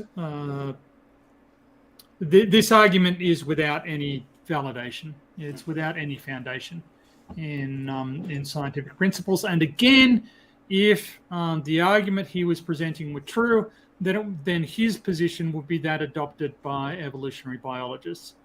Demonstrably, evolutionary biologists do not agree with his interpretation of this. So it's, again, he's just shooting himself in the foot, but trying to pretend to people who are too ignorant to tell the difference that he's got some scientific backing for his irrational beliefs. Else. Microevolution turns a wolf into a chihuahua or a Great Dane. This is scientific. Macroevolution turns a fish into a cow. This is completely unscientific. So yeah, this is not how this works, and this is what Hovind does all the time, because Hovind can't seem to get it into his damn head that adaptations are technically microevolution and macroevolution. It's important to ascertain that microevolution occurs within what they determine to be 1 to 3 generations. Is where microevolution occurs. Macroevolution occurs 3 beyond. So 3 generations and beyond. But they do not occur to individuals. They occur to populations. So yes. Evolution is a thing that occurs within a population, not to a specific individual. So no, a fish will not give birth to a cow. That won't happen. Or a cow won't give birth to a dog. That's not how that happens. What you have are vast populations of animals that selective pressures affect in different ways depending upon where they are. And the best example I ever give of this is when you have say you have a population of 4 million, okay? A population of animals that are 4 million, and then something happens, some sort of natural pressure, some sort of evolutionary event that causes the population to divide it into 2. Now you have 2 million on one side and 2 million on the other side. And then if the evolutionary pressures on either one change, maybe one goes further north where it's colder, one goes further south where it's warmer, and then you have different evolutionary pressures acting on both populations. Over the course of hundreds of thousands of generations of the population, different genes will be selected from in each one of the different ones, which is why millions of years down the road, you will have 2 separate species that can no longer interbreed with one another, but were related, that now are completely different. Their morphology is completely different because they have been selected for differently to what can survive within that environment, what genes can be passed on. So now all of a sudden you have this small creature that's living up north, or you have a small creature living in the south because hot climates tend to give rise to smaller animals and colder climates tend to give rise to larger animals by virtue of how we metabolize food and make use of energy. So therefore, you now have 2 species that can no longer interbreed with one another but were related. That is how that occurs, and it takes tens of millions to hundreds of millions of years to do this, because it occurs over populations, not the individual. Well, the speed with which it occurs is highly variable, depending on. Also highly variable. Yeah, So you can, it's what's called punctuated equilibrium. As long as environmental conditions and evolutionary pressures remain reasonably constant, then you don't get much development. But as soon as you start kicking out struts from the environmental system and changing the evolutionary pressures, you can get very rapid changes within populations. Punctuated equilibrium doesn't defeat gradualism, and neither does gradualism defeat that one. It just depends upon the environment. It depends upon the evolutionary pressures. Yes. So there's a this again, just at a fundamental level, this guy is trying to present science from the scientific literature, from the textbook, as though it supports his position. It doesn't, and the scientists involved strenuously disagree with his interpretation. So he's lying. He is just lying, and this is the thing that I think is actually self-destructive from his argument. Is the fact that he's lying convinces me he isn't in communication with God.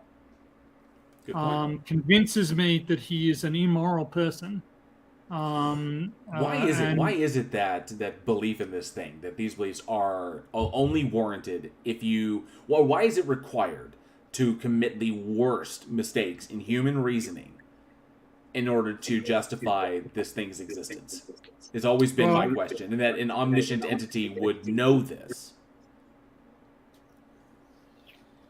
Well, I mean, humans have a propensity for this style of rationication and belief. They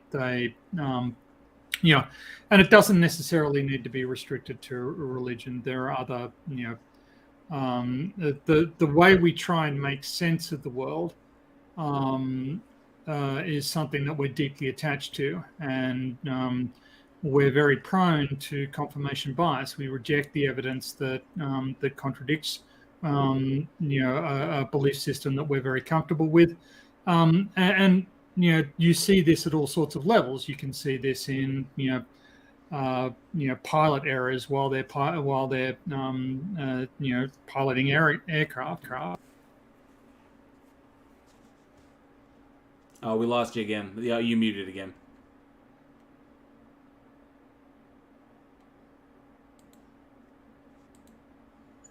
Don't know how or why that's happening, but StreamYard just doesn't like me apparently. But the people are very people want to make sense of the world. The world is very complicated. They're getting a lot of sensory input, and the brain is doing a lot of work in processing that sensory input and trying to turn it into rational elements that the brain can make sense of. This is actually a very heavy workload. And so the brain likes to take shortcuts where it can, and so it will rely on an accumulated belief system, but ideally that belief system should be related to experience. Unfortunately, we can convince ourselves of stuff.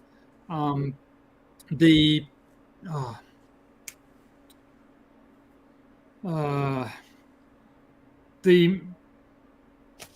having a bad bout of aphasia at the moment.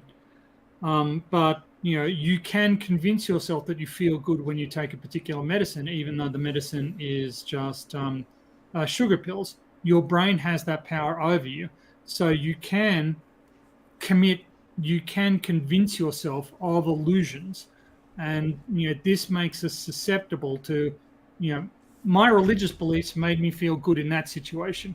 So my religious beliefs must be protected. They must be aggressively protected against anything that threatens them. But this ignores the fact science and religion are unrelated.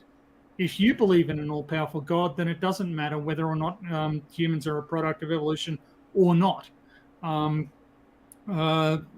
Because God can resolve any paradoxes that arise from this. So it's not a problem. And if you don't believe that God is all powerful, why are we even having this discussion? Scientific. Macroevolution has some major scientific impossibilities and hurdles, including irreducible complexity. That statement is simply false. That statement is simply false. He is again just lying to his listeners. Yeah. And this deal, the absence in the fossil record of any transitional forms from one species to another is a fatal flaw of evolution. That's no, because Charles Darwin was the one that essentially was looking at this. Was obviously the founder thought of evolution, but now as we understand it, that pretty much because we understand evolution implicitly, we know what it is, and we can observe it in nature, observe it in the lab, we can induce it, and we can watch it occur by virtue of evolutionary pressures. All forms are technically transitional. I don't think that's a quote. That's even a quote from him? I think they've adapted that quote, because what he was saying there was, and indeed it isn't true anymore, right? He was aware that there were transitional forms from some species to another, and he was saying, 140 odd years ago, 150 odd years ago, that there are some transitions where we don't have, there are some developments where we don't have transitional forms, but we do have transitional forms now. So it is completely disingenuous and misleading and mendacious to put this quote up, because the transitional forms that Darwin predicted were later found in abundance. So this is it would be the case that this would, if we never found any transitional forms, this would be a strong counter argument to evolution. But we found hundreds, thousands of transitional forms in the fossil record. So, so apparently, looking at this, it's really, just a cursory Google search of this quote.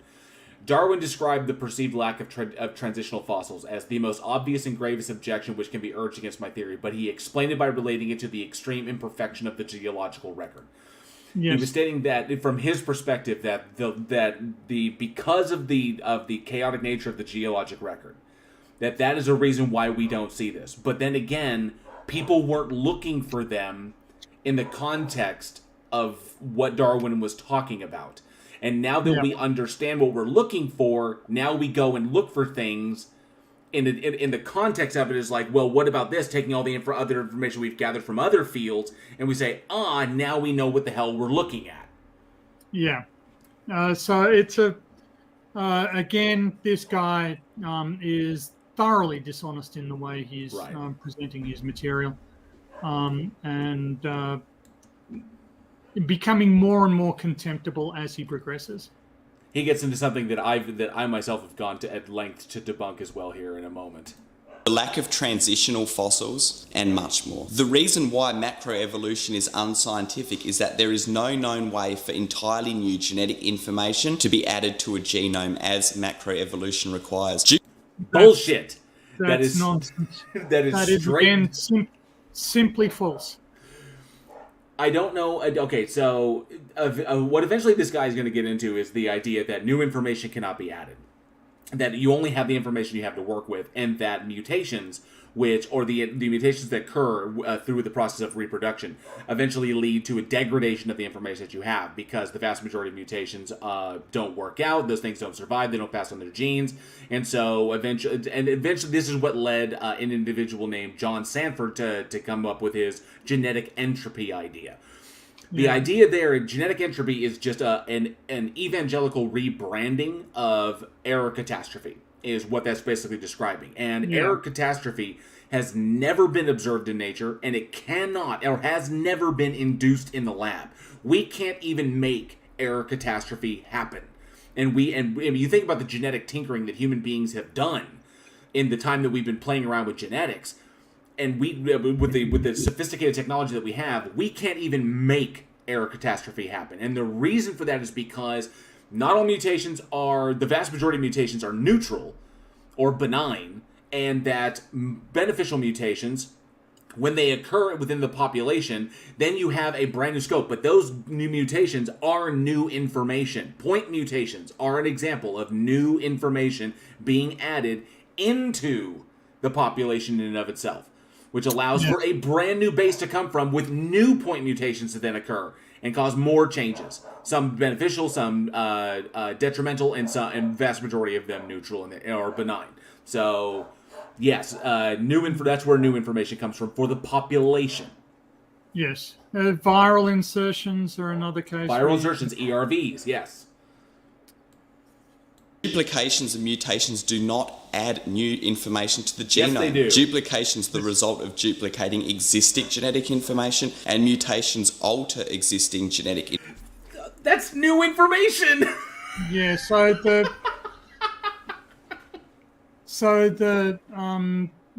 it's not,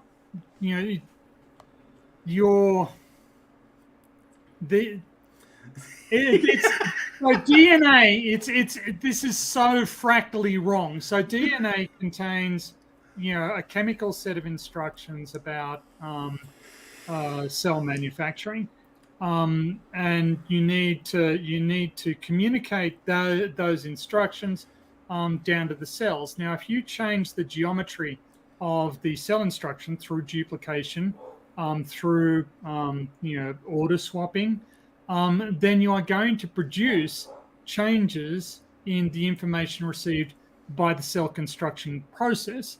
So the cell construction process is doing something new that it wasn't doing previously. Every time you do one of these swaps, every time you do a duplication. So these, this claim that there's no new information, the cell construction process is receiving different instructions than it was previously. And it may be receiving instructions that no cell construction process has ever received. And in that sense, that's new. So, it's not really relevant to look at it from an information point of view. It's an instruction set. It's not information, right? Right.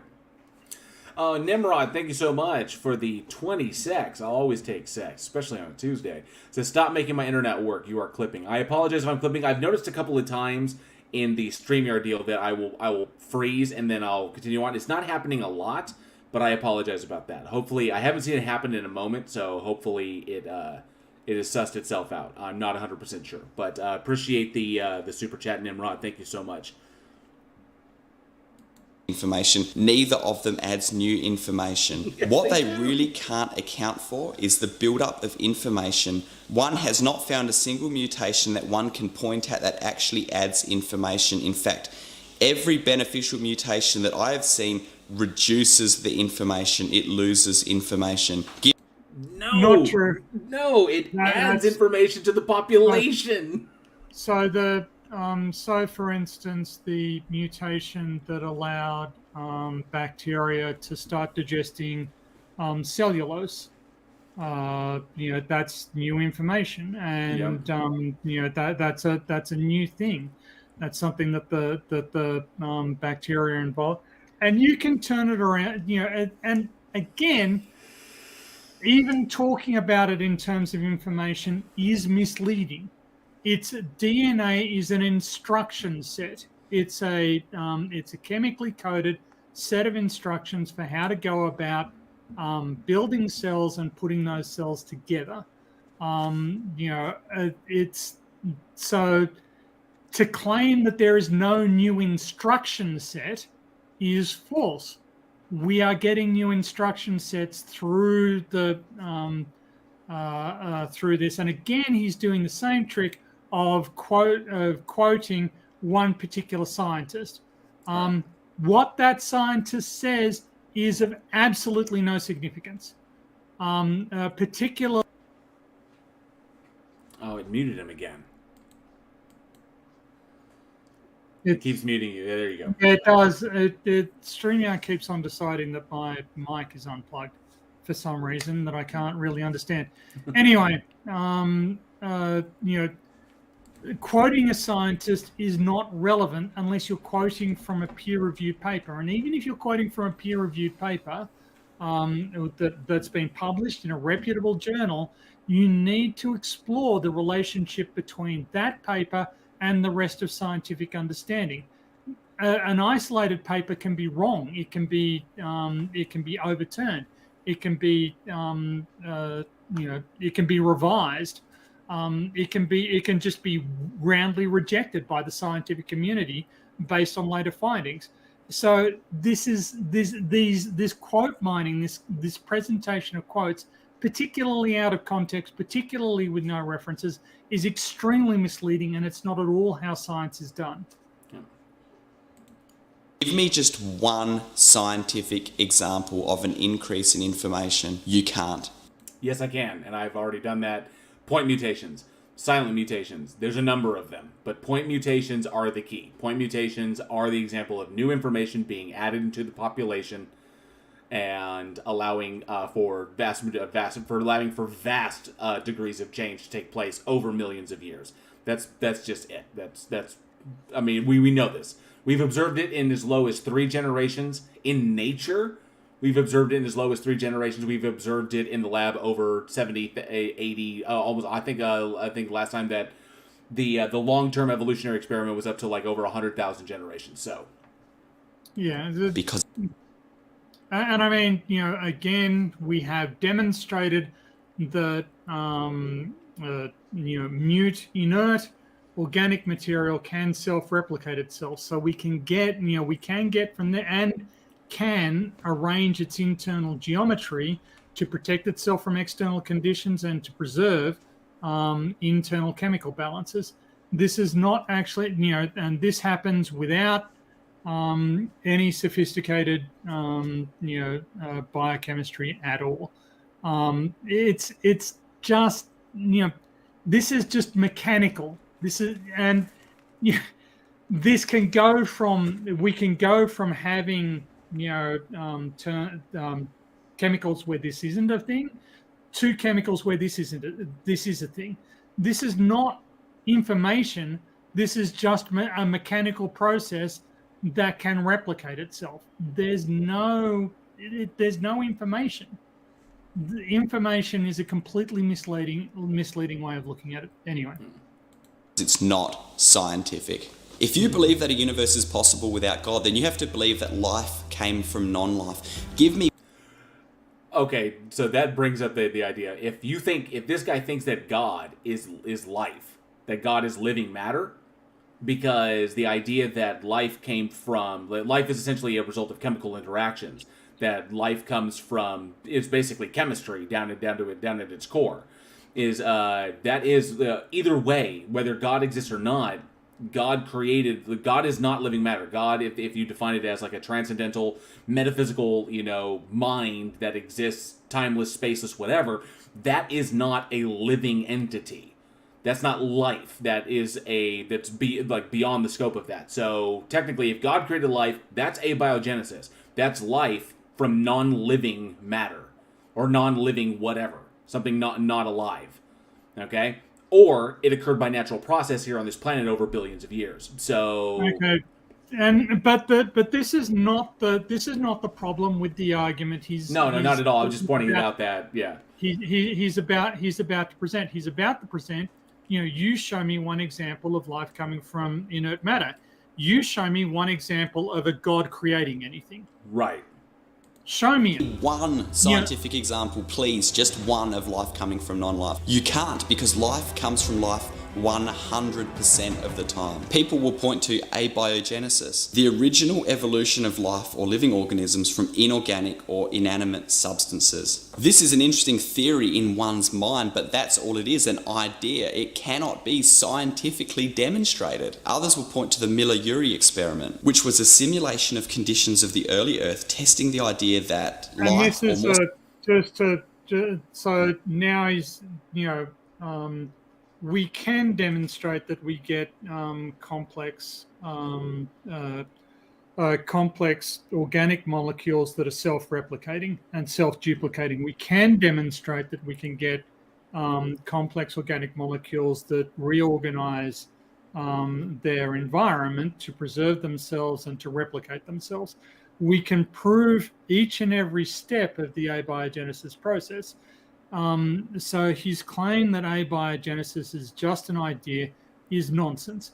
And then he takes a step back to like 50 years ago or 70 years ago for the Miller-Urey experiment, which is a step back, so far backward, it's almost halfway back to Darwin himself. It's misleading. Yeah. And I see that Otangelo has joined the live chat. Don't mention him. We're not going to mention him, but the channel members are welcome to hit him with the his favorite emoji. So feel free on that one. That's just what I was calling out. I'm not going to address his copy pasta or his ignorant stuff, so we're just going to keep on with the video.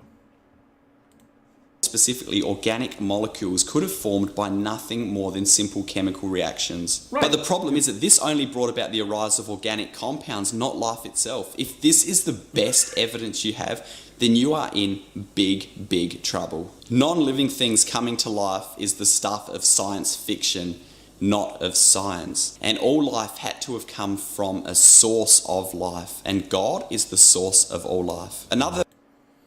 I'd like to know how he knows that to be true. Demonstrate. That's the thing. Demonstrate how you know that to be true. The argument can be turned around. Show me an example of God creating life. If you want me to believe that God created life, show me an example of it. If you want me to believe that God created the universe, show me an example of God creating something. Prove it to me. Provide observational evidence. And this is the thing. We know that the universe exists. We know that the things in the universe exist. We know that life arose. These things we can observe. We cannot observe a God. So to claim that something we cannot observe is responsible for the stuff we can observe is logically fatuous. It's logically it's logically nonsensical. And there's the notion that they'll often bring up, and I've heard other people that won't be named bring this up as well, is that why don't we see abiogenesis occurring today?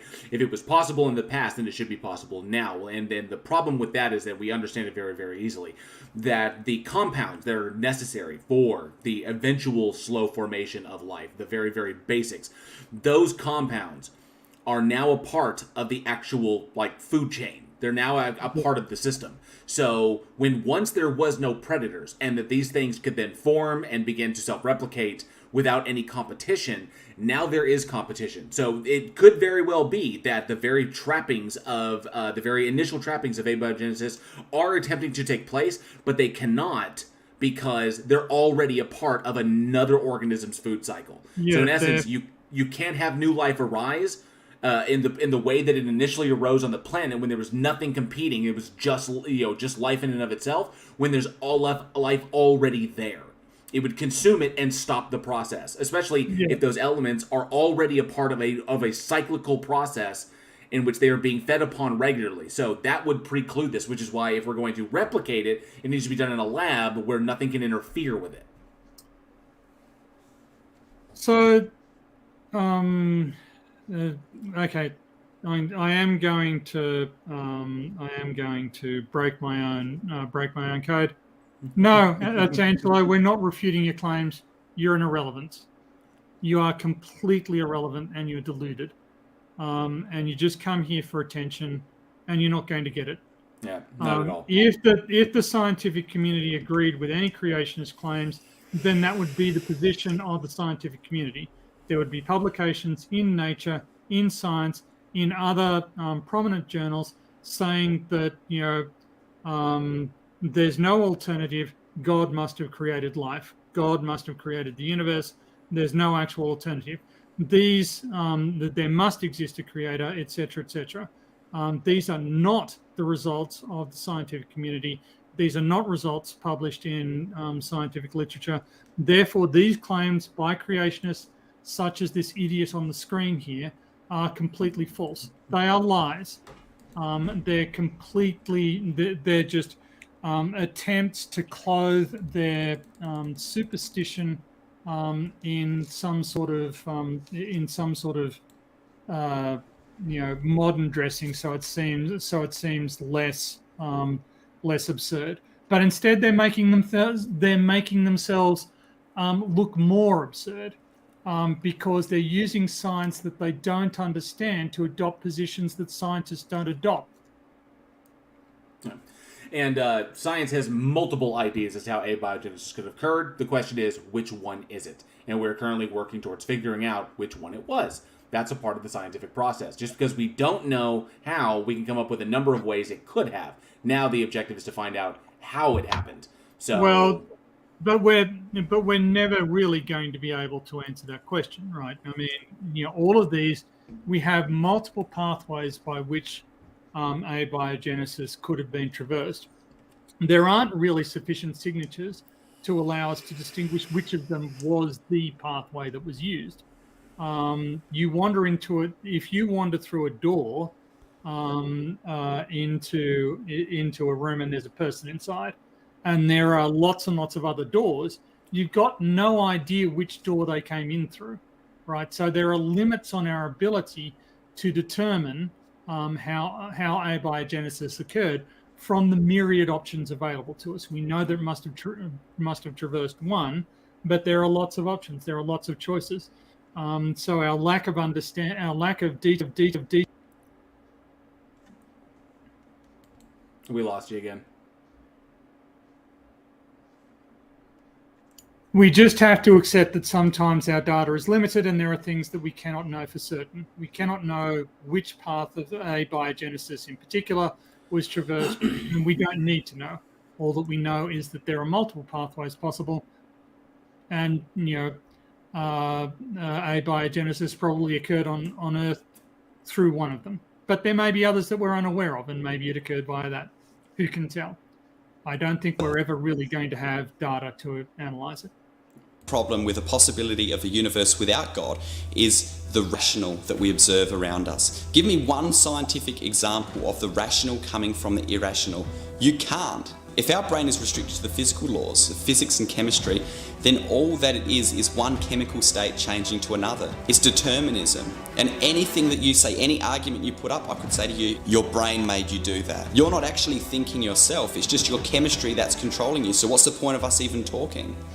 And if that's the case, you can't even trust the system that is giving you these thoughts. So as I said, atheists will try to frame a debate in the form that, well, I'm not making any claim, you're making the claim, so you have to support your claim. But like I said, if they're saying that there's even a possibility that there's not enough evidence for God, that a universe could even possibly exist without God, then they have to provide the evidence to show how this is possible from the science available. And looking at all of this, I can see clearly why they would want to shirk the burden of proof, because they don't have any evidence that can support the possibility even of a universe without God. Yes, and I will state this flat out. And it's something that Dawkins actually brought up back in 1995 in his book, River Out of Eden. It's, if God exists, especially if you take the Christian God, if the Christian God exists with all of its attributes, there are logical entailments to this being existing. And if this being exists, we don't currently observe in the system that we live in any of the logical entailments of this being existing or having created any of this. So if we look at what we have, just the system that we currently, the universe that we exist in, there is nothing to indicate that this thing exists. Nothing whatsoever. That we can only, we look around and we say, okay, well, if we say, here's the claim that the God exists and has these attributes. Here's the system that we currently live in. You cannot connect the two by any rational there's no rational connection between the two. You cannot say that this is a result of this thing, because this thing does not match the logical entailments of this thing creating anything. So that's why that's the legit scientific explanation as to why we don't conclude God and why we don't factor God into any of the explanations, because there is no mechanistic explanation for God creating anything. So that's a big hurdle that God itself needs to jump over. And that's a God problem. That's not our problem. We're looking at the universe. So go ahead. Yeah. So this entire rationality argument, I don't think he is being rational. and rationality only works if your axioms are correct, right? Logic only works if your axioms are valid. He's got a bunch of axioms in his decision tree that are not true, that are not valid. So his claim to rationality is based on an erroneous axiom system, and you can't reason your way around that, right? You can't say, well, my axioms must be valid because they're supported by external evidence. No, your axioms are your axioms. You don't get to say that they're the conclusion of rational thought. And this guy's axioms are wrong, right? He's got a bunch of, he made a lot of false assertions about the nature of evolution, false assertions about the nature of abiogenesis, false assertions about the nature of cosmology, false assertions about the state of scientific understanding and the position of scientists.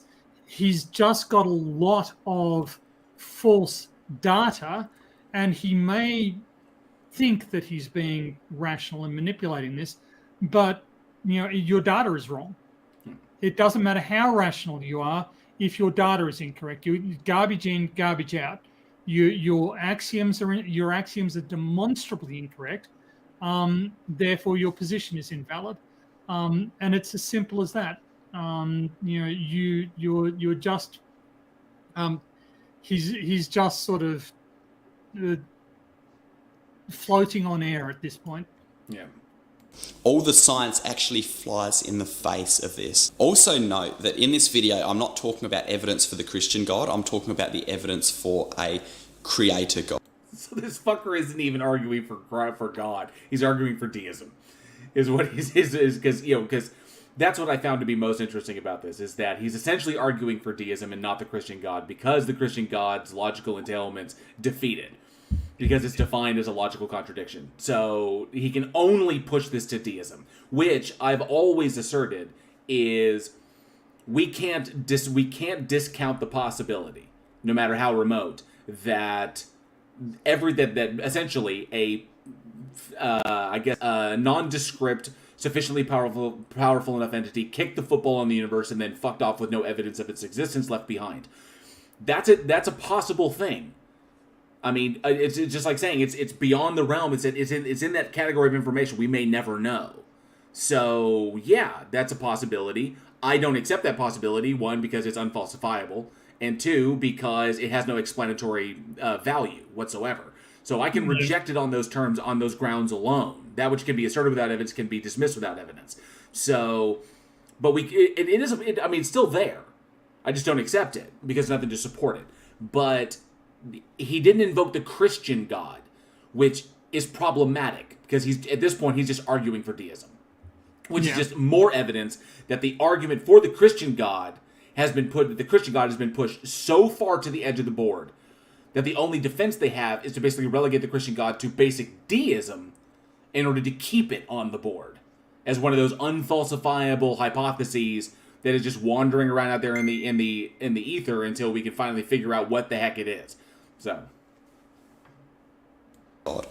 Talking about the evidence for who God is would be a topic for another video, and then we could... One that would completely defeat everything you're saying here. Yeah. Could explore things like biblical prophecy, the resurrection, the reliability of biblical accounts. Another thing that atheists will say is that this isn't actually evidence for God. This is just God of the gaps. Because you can't explain things, you're filling in the gaps with God. You are. But this isn't true. This is evidence that actually points to the fact that a supernatural being is required in the explanation of the universe. No, it's not. God has intentionally designed... So no, your misinterpretation of science and your inability or unwillingness to educate yourself about these issues leads you to believe that this is evidence, but in fact, you're just wrong. And one of the things that might give you some warning is that people who actually have a degree of scientific training do not come to the same conclusions about this evidence that you do, except for the cherry-picked individuals whose quotes you mine. Now, it's and those are usually many decades old. It's you've got to accept that mainstream science strongly disagrees with your interpretation of the material you've presented, and indeed suggests that a lot of the material that you've presented as simple facts is actually lies. You are presenting untruths, and you are presenting them carelessly to an audience. I would argue maliciously to an audience. And that's okay, Nimrod. We paid him all the attention he needs to be paid. He's just and all the stuff that's been posted up by the various members of the live chat have pretty much denounced everything that he's saying. And of course, I posted up a bunch of the crying Otangelo emojis. So he's left the chat. He's left. So he left the live chat. He's no longer in it. I think he pretty much left when he got timed out. The universe in this way so that it points back to him and definitively testifies of his existence. No, this is so unmistakable. In which case faith is irrelevant. In which case faith would be irrelevant. And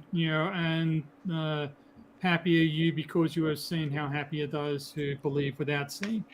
Or you believe because you have seen. Well, whatever it says. That's apparently just fatuous gibberish, right? Christ was bullshitting, because apparently it's just a matter of scientific reality that God exists and created humans and the universe. Well, no, it isn't. If that were the case, scientific journals would say so. They don't.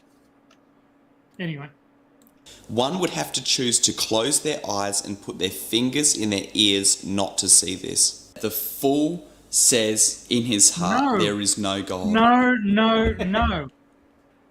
One would have to. Oh, we lost you.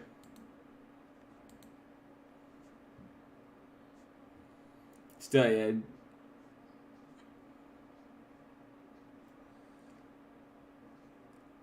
Audio's still not coming in.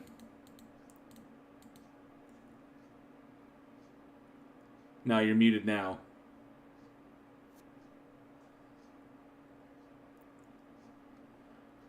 And now. There we go.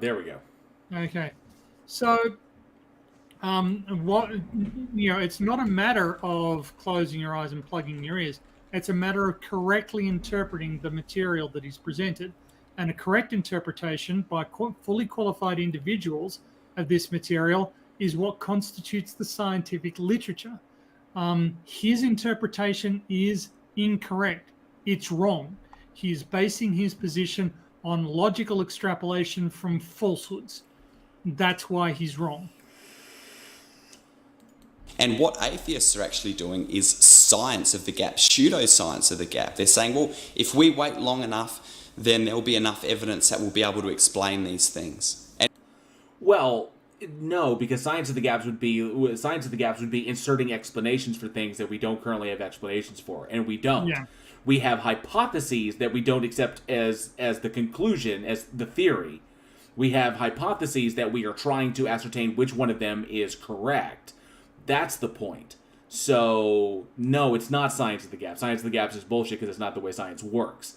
So, many atheists will say, well, I simply don't know. I'm humble enough to say that I don't know. But it's not an issue of saying I don't know. The scientific evidence actually contradicts the position that a universe could even exist without the possibility of God. And many scientists have many things to say on this issue, and they will forcefully try to push the fact that things like evolution are a fact and all of this other nonsense, that something can come from nothing. But nonsense spoken by scientists is still nonsense. Which is a way of saying that he's going to ignore any scientist who doesn't agree with his position, which is the path to delusion. You end up disconnected from reality. You end up thinking that you understand more about biochemistry, evolution, geological processes than experts in the field, and it's just wrong. And that you don't understand why you're wrong is probably a large contributor to why you're wrong. Yeah. And you can only be fixed if you're willing to admit that your interpretation is inferior to that of specialists in the discipline. Oh, and I will address this. And yeah, Otangelo did say it, but he just basically jumped on a point that you brought up earlier, which if he had been here at the beginning, he would have heard you say this. He said, "We don't know, therefore pointless stupidity of no existential value did it." Otangelo, you need to demonstrate how anything has any existential value. Values are subjective. They are determined by individuals. We determine what has value, and those values vary depending upon what we are addressing. You're saying that there is some sort of existential value to everything, and it's not. You think that humans are special. And PhD Tony already addressed this. Humans are not special. There is nothing special about us. We just happen to be evolved along a particular line with particular mutations and particular evolutionary pressures that resulted in what we currently are. There is nothing special about us. And the very small window of time in which human beings, or which all life, evolved on this planet, and I say very small because cosmologically speaking, by virtue of orbital mechanics, we will not be able to inhabit this planet forever. Okay? There was a time when the planet was uninhabitable to anything, that nothing could exist on it. Then there's a time when the window opened and life could exist. And then there will be a time when life will no longer be able to exist on this planet. And this will be hundreds of millions of years before the sun even expands into a red giant. Just by virtue of orbital mechanics, we will get to a point where we will no longer be able to sustain life, where literally plants will no longer be able to grow, photosynthesis no longer occur, the oceans will no longer be able to be sustained, and therefore life will no longer be able to sustain itself on this planet. In about 1 billion years, the sun will be so hot that we'll go into runaway greenhouse. And we'll end up a lot of the window of time, cosmological time, that life was possible on this rock is very, very slim. In cosmological standards, it's literally seconds on the clock. And it will run out before if we don't get our asses in gear and start doing something about it and get off this planet and maybe go to other planets or figure out a way to do this, or maybe the moon or whatever, keep leapfrogging through the solar system and on into the universe. But the problem is, it's likely not going to happen. And we will go extinct just like 90+% of all other species that ever existed on this planet. We will follow suit. Because that is just how it works. There is nothing special about humans other than the fact that we are storytelling monkeys. That is what we are. Storytelling apes is what we are. So the other point that I would actually make I would actually clarify a little bit. I kind of think that people are special, but then again, so are animals. Like, you can have relationships. You can have relationships with animals. You can have relationships with other people. But whether or not those people or animals are worth having relationships is a subjective decision. And individuals like this propagandist whose work we're considering here is worthless. He is not worth interacting with. He's not worth talking to. He's not worth listening to, because he has abdicated his significance. Right? He can be significant to people who want to believe lies. Okay. But I don't care for people who want to live lies. Over Easter, my aunt and uncle came down, and they're deeply religious people, have been all their life, and I had a conversation with them, and we disagreed over practically nothing.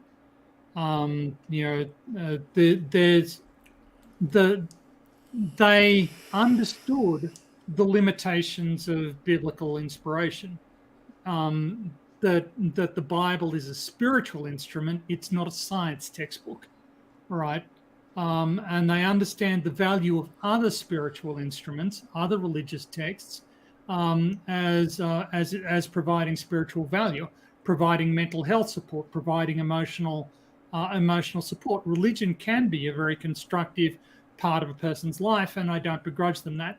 The problem comes as soon as they start lying to other people. You can believe whatever you want. Go away, believe it, live a happy life. I hope, everything turns out. But as soon as you start lying to me, to other people about what the science says, about what reality is, then you're a problem. Then you are actually noxious. Then you are actually antisocial. You are trying to destroy human society with your misinformation. And that's what turns an apparently constructive person who could be, giving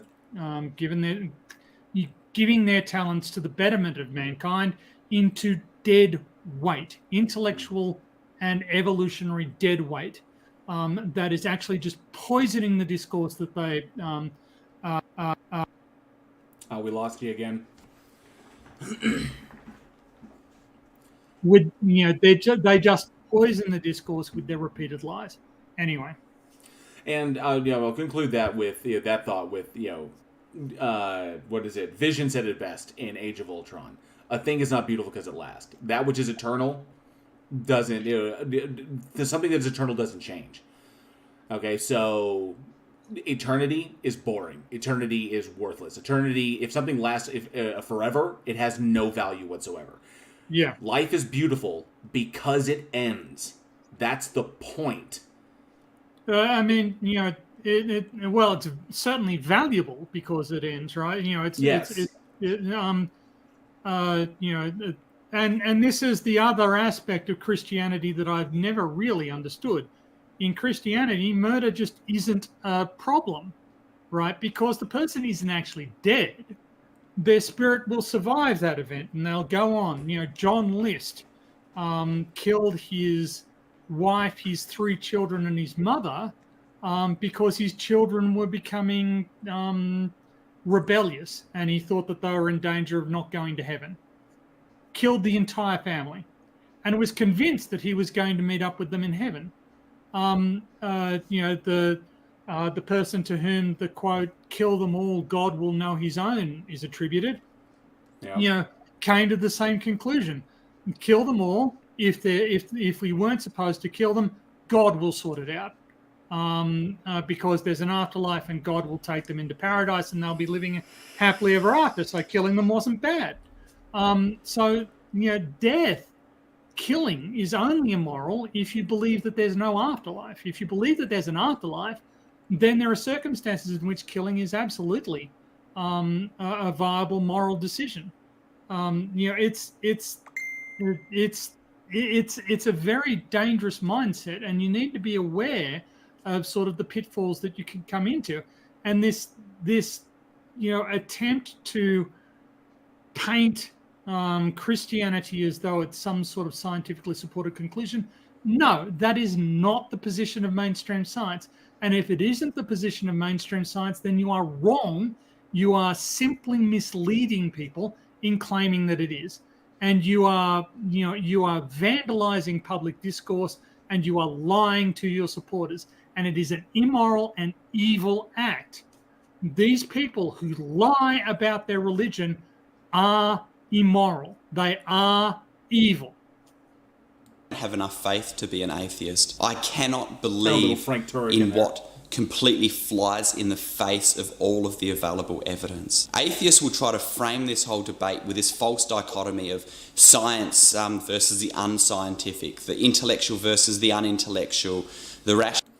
He says it's a false dichotomy when those are actual dichotomies. Those are like legitimate dichotomies. Rational versus the irrational, but that is a false dichotomy. No, it's not. And I'm going to stand on the side of the great scientists like Isaac Newton and Michael Faraday. Isaac Newton, who given for all of his accomplishments, drank mercury and believed in alchemy. So I'm just throwing it out there. Well, I mean, the science of chemistry hadn't really developed at that point. Right. But yes, there are famous scientists who were religious. So what? You could be religious and actually be a scientist. I don't care. Just leave your religion away from the science. Okay. Francis Collins. Francis S. Collins is one of the biggest examples of that. An individual who is ridiculously educated and intelligent when it comes to genetics, when it comes to evolution, and is a follower. And he himself, in his book, The Language of God, which he looks at genetics as kind of like the language of God. In his book, he's flat out stated that you cannot get to God with reason or logic. You cannot reason or logic yourself to God. It requires faith. You have to make that jump. And it's completely subjective. He acknowledges this. And he goes just to the line of calling it irrational. Almost. But doesn't cross that line. But he gets really, really close. Francis Collins said he was convinced when he was walking down, he was on a hike in the winter of the area where he's at. He went on a hike and he saw a waterfall frozen into 3 streams. And this was his sign. Because he thought in his mind it was like, because he was on the fence. He was kind of like, am I like this? And then he saw this and he was like, it's the Holy Trinity. And that's what convinced him. He recognizes that this is not a rational conclusion, that it was purely subjective, it's purely emotional, and that he came to it because it certainly recognizes that it serves a psychological and physiological utility for him. But he also recognizes that you cannot reason yourself to this, that logic will not get you to this point. You have to be willing to jump. And that's his intellectually honest. That's why Hitchens liked Collins, because he was intellectually honest. And that's the point. Don't try and argue that your religious beliefs that you've chosen to believe, your religious experience is based on some objectively, observationally validated chain of evidence, because it isn't. Right? It simply isn't. If what you claimed about, and the dichotomy here is what is observable and what is unobservable. The existence of God is unobservable. There is no observable evidence that validates the existence of God, that demonstrates that the existence of God is even possible. We have observational evidence that determines that the universe exists, that we exist. Therefore, it's not, they are not equivalent belief choices, right? And many other scientists who believed in God. And speaking of which, and I got to back it up, completely flies in the face of all of the available evidence. Atheists will try to frame this whole debate with this false dichotomy of science versus the unscientific, the intellectual versus the unintellectual, the rational versus the irrational, but that is a false dichotomy. No. And I'm going to stand on the side of the great scientists like Isaac Newton and Michael Faraday and many.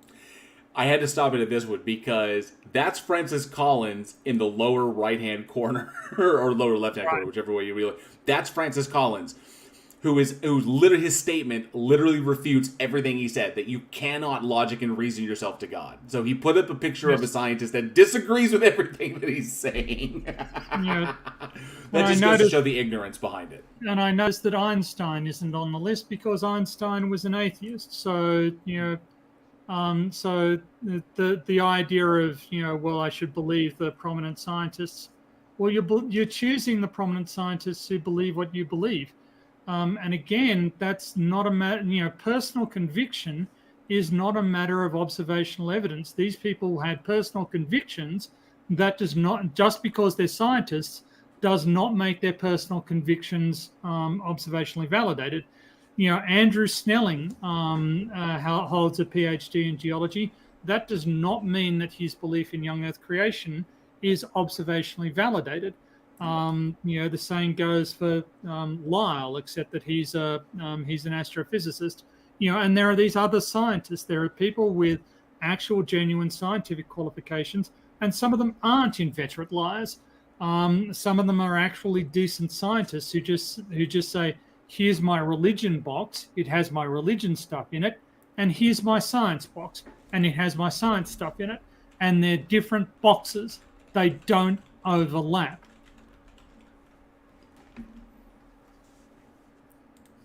Other scientists who believed in God, and even some of them who specifically believed in the Christian God. This isn't a matter of the science versus faith versus the unscientific, the intellectual versus the unintellectual. This is a matter of looking at the evidence and going wherever the evidence points, no matter how uncomfortable that makes you feel. Labeling these things as science, chanting mantras that it's a scientific fact, just like a Buddhist monk, just chanting those mantras doesn't actually make it science. It doesn't make it science any more than me saying that I am the Incredible Hulk. And it's a terrible Photoshop job. And that's a fact. Yeah. It makes me the Incredible Hulk. It's nonsense. I find when I'm discussing things with atheists, they become very uncomfortable. I just want to stop there. So he's right. Just repeating that it's not, just repeating it over and over again is not true. Right. You know what does make evolution as a fact true? The fact that the scientific literature, peer-reviewed scientific literature in reputable journals, supports the fact that evolution is accurate, right? Detailed studies of anthropology show that the evolutionary progression of humans is, did in fact occur and is accurate. That's what makes it fact, is the body of scientific evidence that we have. It's not just because we repeat it. It's not just because we chant it. It's because the scientific literature says so, right? And it doesn't say what you're claiming. And they're bringing up morals in the live chat and everything. Tangelo, if you're still there, I don't know if you are, but Euthyphro has a dilemma he'd like to bring up with you, because that pretty much the Euthyphro dilemma pretty much trounces your idea that morals come directly from God. So we can demonstrate that morals don't come from God. We can demonstrate that morals are the result of game theory and social structure. Evolutionary game theory. So humans are social animals. The reason that humans succeed versus tigers is because they form social groups that allow them as a group to outperform to outcompete the tiger in an evolutionary sense. In order to work as a group, you need to have common ground on, what individuals what measure of autonomy individuals in the group are allowed, and to what extent they need to subordinate their behavior in order to be in the group. And individuals who violate these social norms are at an evolutionary disadvantage. And so humans had selective pressure to develop shared moral perceptions. And we can thus define good and evil. Good is that which preserves social order and personal well-being. Evil is that which does the opposite. We can define standards of good and evil without God even appearing in the calculation, and we can explain why there are commonly held moral norms across disparate societies with different religious beliefs. And if, as you claim, morality came from God, why is there no injunction in the Bible saying that slavery and rape are bad? Why, in fact, does God encourage Israelites to rape and to enslave people? If your claim is that God has been communicating moral guidance to humanity for thousands and thousands of years, then there should have been zero moral evolution in that time. What God said was evil at the beginning should have remained evil throughout. God has not changed. Morality has not changed. The reason there has been moral development is because society has developed, right? Good and evil are social constructs. They're not handed down by a divine being. They are the ones who are having to answer the questions. Give me one example of life coming from non-life. There's not one. There's not one example of intelligent information not coming from an intelligent mind, of something coming from nothing, of the rational coming from the irrational. It's bullshit. And this just exposes the fact that their position is not based on science, testable, observable, repeatable. It's based on... Then by that standard, your God should be able to apply that as well. Then you can't say that God created everything because you can't observe it, you can't test it, and you can't repeat it. So it's a literally double standard. Fuck this. It's a double standard. It's a show me God creating something. Show me God creating life. Show me that God exists. If you can show me any of these things, then I will have reason to believe them. But you can't, right? You can't show any of these things happening. The big thing that I actually posed this to Angelo, and he ran. He ran off the last time I talked with him. And I asked him, why is faith and poor reasoning the necessary to believe in this thing? Faith should, for a being as defined as the Christian God, then faith should not be a problem for this thing. Because if we have free will, as the Bible, as some people derive from the Bible, if we have free will as given by God, then faith wouldn't matter because human beings would still have the choice to follow this thing even if it revealed itself to everybody. So revealing itself to all human beings wouldn't defeat any points because it only leads to further questions. If God shows up and suddenly revealed itself to the planet as actually existing, it's it's God, it's there, now none of us, now Romans comes true, we are without excuse, it is as real as gravity or as the ground beneath your feet. So God shows up, then that only leads to another question, it leads to more questions. So where did God come from? What gives God its power? Where does it derive everything from? Where did it get this idea? Blah, blah, blah. But the big and most important thing is, why should we worship this thing? It's is the thing worthy of worship now that we know it exists? We say it's not worthy of worship because it doesn't exist. But if it does show up and suddenly there, am I going to choose to worship it? Yes, I wouldn't be able to be a theist anymore because now all of a sudden a God exists. That is, if I accept it as a God, not just some super powerful entity. So maybe I wouldn't be a theist, but I wouldn't be able to say that God doesn't exist because God suddenly showed up. But now I have to decide, am I going to be a Christian? It's no, I wouldn't worship this entity because if God showed up, God would have some serious fucking explaining to do. I'd be Ricky Ricardo walking up in that bitch being so it comes down to it. Why is it necessary? Why is faith necessary? Because faith doesn't defeat free will. Why is bad reasoning necessary? Because if it were true, then obviously it would be explained in such a way through the Bible that it would be unmistakable. Because it's it's not outside the realm of God's ability to make it in a way or convey it in a way that is easily understood and comports with reality. But that's not what God did. So if God exists, why the screw up? The logical entailments of this, of the evidence that we have, does not say this. It goes back to Dawkins in River Out of Eden. The logical entailments don't exist.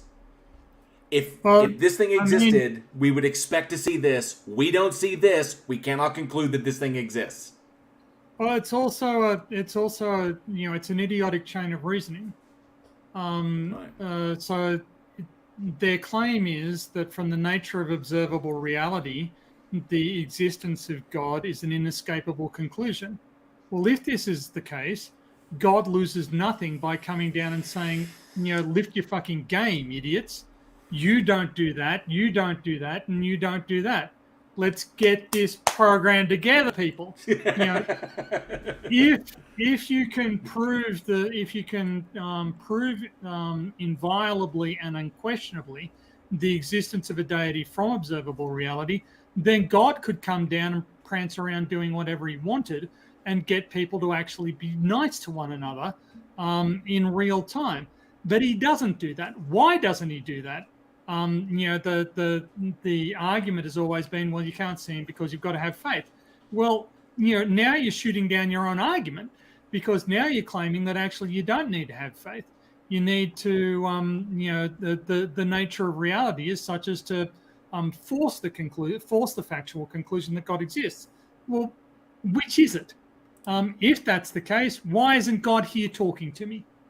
Right? Why isn't God, appearing on television and handing out instructions for people? Why? Where is he?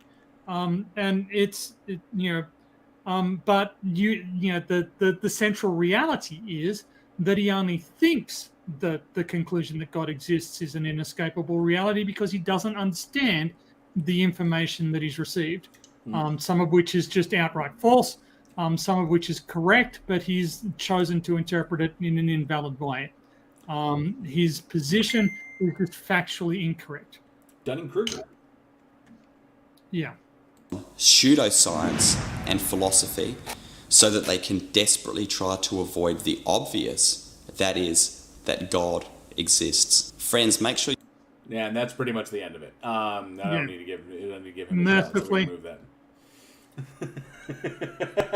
So I told you, it's a bit on the intellectually triggering side. And the reason I wanted to do this as a live stream for everybody is I was thinking about doing this as created content. And then I was like, nah, I don't think that's going to work because it's so long, and there are things that I would go on, but they require so much explanation that the video would end up being like 45 minutes long, and I just that doesn't work as far as the analytics or as far as like the algorithm goes. It's like whatever. So I wanted to actually bring this up and have you on here as well, and just start breaking this stuff down as to why it's wrong, the mistakes that are being made in the reasoning, and of course the lies and misappropriation or misinterpretations of science, or oh god, what's the word? Misrepresentation. The misrepresentation of science. Yeah. Yes. Placebos. That's the placebo effect. Just the power of the human mind to right. A lot of religious experience comes from the power of the human mind to make us feel good, right? To produce drugs that will make us feel good, or to produce chemicals that will make us feel good. A lot of religious experience, I think, comes from that. We can, by thinking about God, we can make ourselves feel good if we're that way inclined. And that's natural, but it's also addictive. You kind of become protective of that. But you need to understand that that's something that's internal to you. It's not actually objective reality. It's not shared reality. It's not observable by other people. Yep. And that's the distinction. It's not you can say, look, this makes me feel better, therefore I'm going to believe it. But that's not shared observable reality. But it is a rational decision. And this is the thing, but you're basing that rational decision on something that other people can't observe. So, he's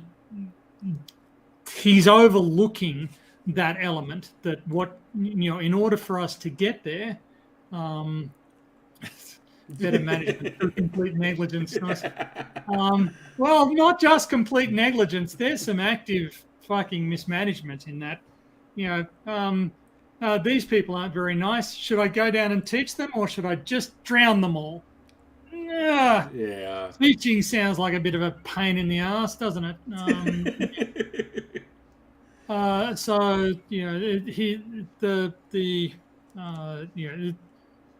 Science, knowledge have to be based on what is observable and what is in our shared observable reality, and religion just isn't in there. The existence of God isn't in our shared observable reality. It's just not, and claiming that it is just a lie. Anyway. Yeah. And hey, Secular Pagan Mom, good to see you. Says hello, Bridge the Divide, PhD Tony, and chat, good to see you. And a member of the Godless Army, thank you so much. Do appreciate it. Aaron Reese says, retrain the employees or lay off the entire company by genocide. Hard choice. Which would be more effort? Yeah. Breaking the laws of reality in order to wipe the slate clean, or just go down there and be like, hey, yo, let's talk about a few things. It's not like they, I mean, if God came down and did it, I mean, come on. God's got the, and besides, not getting into the point that if God exists and can alter the very fundamental, like, laws of reality at a whim, you know, just like that, then technically the laws of reality are completely and totally arbitrary because God can do that. But, you know, as any physicist will tell you, but, oh man. So yeah, this was fun, and I wanted to break this down with you because I knew that there'd be some intellectually triggering stuff in there, and it's great because it kind of runs the gamut of the whole thing of He went through everything. He just ticked it all. Anti-evolution, tick. Misrepresenting cosmology, tick. Misunderstanding the nature of time and space, tick. Misrepresenting the relationship between God and time, tick. Misunderstanding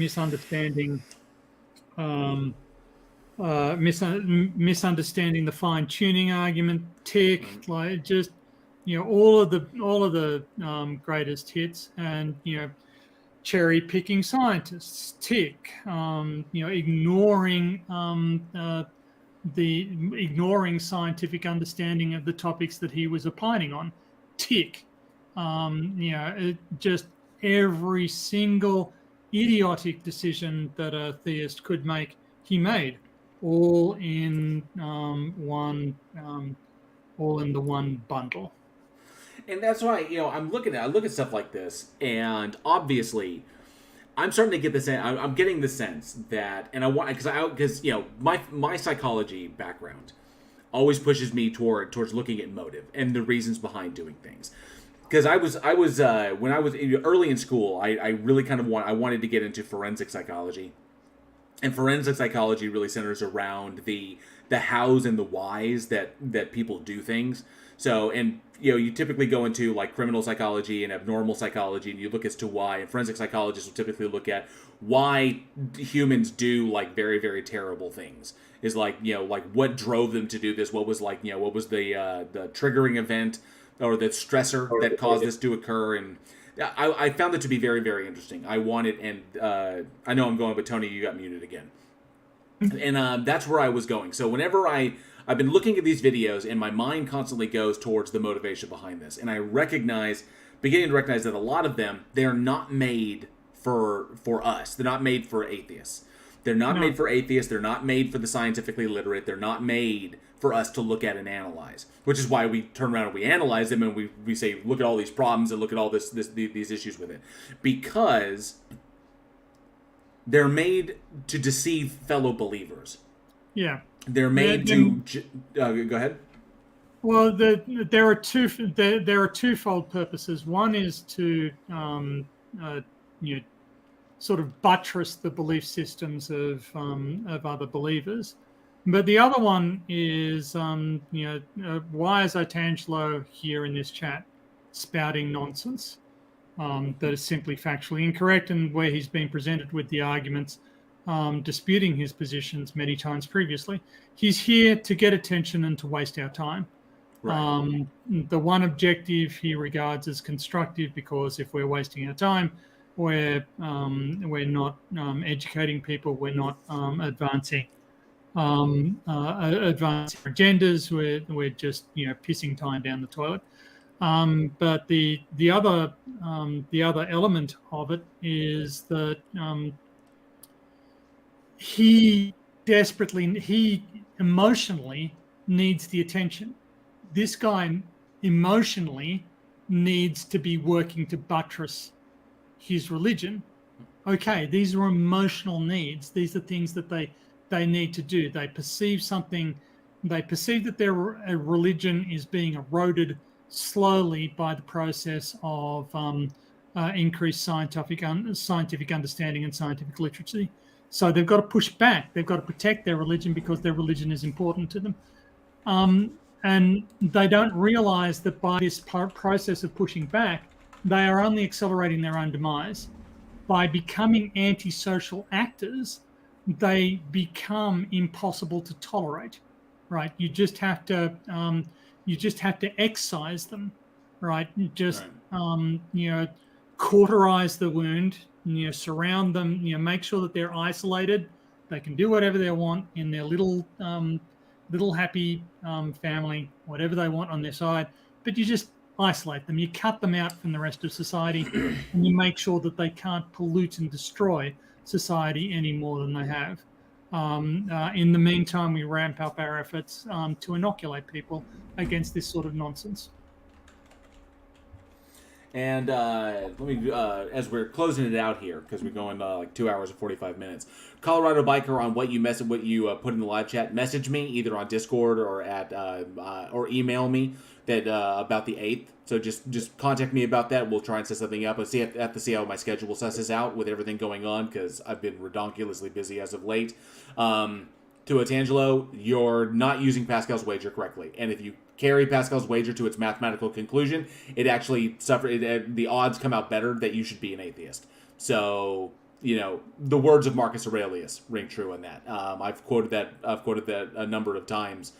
In that, just live a noble life, or live a moral life. It's pretty much what it comes down to. If there are gods, if there are gods and they're good, if there are gods and they're just, if there are gods and they're evil, or if there are no gods, it really doesn't matter. So, I can't imagine any worse fate than living an eternity talking to people like Otangelo. Oh, that would be awful. It's just hellish. So that's the benefit, that's the reward, is that I spend life in heaven. That's not true. Okay, I'm back to fuck you.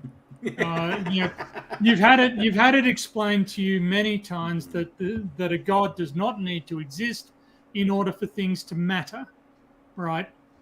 We treat things as important, even though there is no God. The existence of God or not is irrelevant to whether or not something is important. It is infantile. Life matters, people matter, living animals matter, living plants matter. We make decisions about which matters more, but all of them matter. It's not a matter of life being meaningless. Life has whatever meaning you ascribe to it. This guy has apparently chosen to make it his life's mission to lie to people.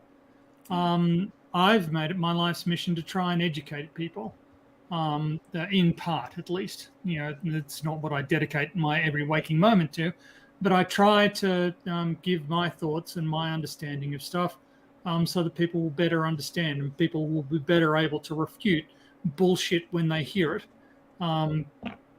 That's what I'm trying to do, and I think it's meaningful. I'm trying to improve the lives of those around me. What more can anybody do? And as they say, science will admit when it's wrong. Religion will kill to prove it's right. Yeah. So, thank you so much, PhD Tony, for coming out and hanging out with me. That was awesome, and hope you. I'm glad to see you weren't. You didn't go crack a Tony in response to any of the craziness, but I thought it would be a good fun look at some craziness. The fact that because he runs the whole gamut. So, yeah, he did. Oh yeah, you can go ahead and time him out. He wasn't saying anything. And if anybody's curious about matter and like this, because asking if things matter or have meaning or have purpose, and I hate how evangelicals will often construe purpose and meaning as being synonymous when they actually aren't. But if you, I actually addressed this in my previous created content video that I released a couple of days ago. That essentially, I break down why that is, because it's just an extension of the Euthyphro dilemma in the sense that it's either arbitrary. It's either exists independently of God, or it's arbitrary to God. So it's subjective either way. So it's either God's deciding for us or we're deciding for ourselves. That's where that meaning comes from. Flat out. That's pretty much it. So it's just an extension of that. But I go into further detail of that on my previous created content video. Feel free to check that out if you haven't already. I want to make a huge, giant thank you. Oh, and thank you so much, Armageddon's Fire, for the super sticker. Those things are so cute. I love them. For $10 Australian, I do appreciate it. Thank you so much. for supporting the channel. Thank you, Armageddon's Fire. And a huge, giant thank you to PhD Tony for coming and hanging out with me. It's always fun to do that. You're welcome. Awesome. A giant thank you. I need to take off really quickly, otherwise. Oh yeah, I'm about to say my thank yous and go. First and foremost, do you have anything coming up, or are you working on anything, or showing up anywhere? I am working on some stuff, but it's a Yes. slow process. So, I saw some Map Power stuff recently that needs to be kicked in the teeth. Anyway, nice. I really need to go. Absolutely. So I'm about to close this all out. So all right. Thank you, PhD Tony, for hanging out. Always a pleasure. You too. Good to see you. All right. So I got to hang out with PhD Tony, talk about why theists can't science or how they misrepresent science, and it's always fun, especially when they run the gamut like that. They hit all the little pieces and show that they really don't understand what the heck they're talking about. Ignorance, yeah, Dunning-Kruger, however you want to call it. Oscar, Otangelo is being muted because Otangelo is running his mouth, okay? It's not fostering a persecution complex when he brings it on himself. He's creating this. He's creating the standards. It's basically self-fulfilling prophecy. He thinks he'll be persecuted, so he acts in a manner that fulfills that prophecy. Is pretty much what it comes down to. He creates an environment in which he will be rejected.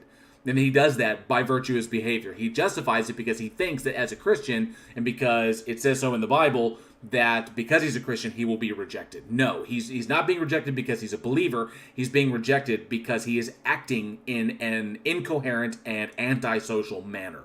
That's why he's being rejected. This is literally social circles. If you walk into a social group and you act like an asshole, you will be ejected from the social group. Flat out. If this was like tribalism, he probably would have been killed and eaten. I have no idea if we were to go back far enough.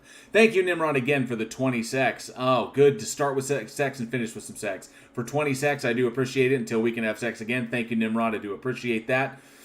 So, yeah, this has been an absolute blast. So, thank you all so much for hanging out. We're almost at 3-hour mark. Perfect opportunity to calling it down. So, a giant thank you goes out to everybody in the live chat.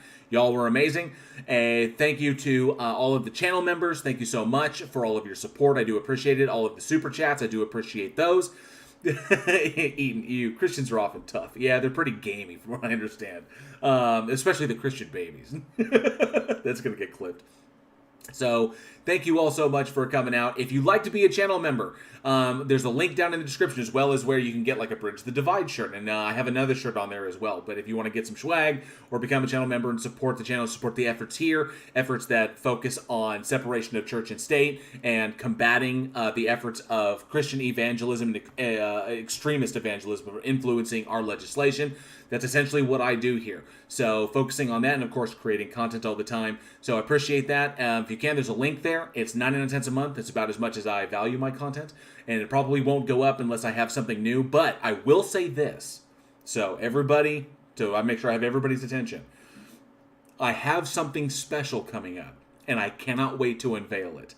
I don't know what exactly I'm going to do with it, but I can't wait to show it to you. It's currently being processed and will be shipped here. I will unveil it during a live stream, and I've already promised some other individuals some things, but I cannot wait till it shows up and I get to unveil it to you. I have no idea what I'm going to do with them, but I can't wait to show them to you because it's going to be hilarious. A big, huge thank you to Jefferson Spatchcock and the panel over there at his channel for helping me to come up with this. It was absolutely brilliant. So I look forward to showing that to you. And of course, yeah, if you're a channel member, you get access to all of the emojis I've created for you. As you saw, NA just demonstrated, Hume, Aristotle, got a bunch of philosophers in there, Donut Earth crying Otangelo, Dr. Peel, Meh Koala, my little koala guy here, who just sits there and goes, meh. And then, of course, Kent in jail and the Heil Greg, which is my favorite. My absolute favorite is the Greg Lock emoji. I absolutely adore that one. That one came out really, really excellent. So, yeah. So, thank you so much. I know a bunch of you are going to jump over to the Plot Hole. He's currently live right now. So, and I think I'll pop over there myself, and I'm also going to get something to eat. So, thank you all so much for coming out and hanging out with me. Thank you all the channel members, all the super chats, and everybody for coming and hang out with me and PhD Tony. So, all the love. And, of course, as always, be safe, be excellent to each other. And together, we can bridge the divide.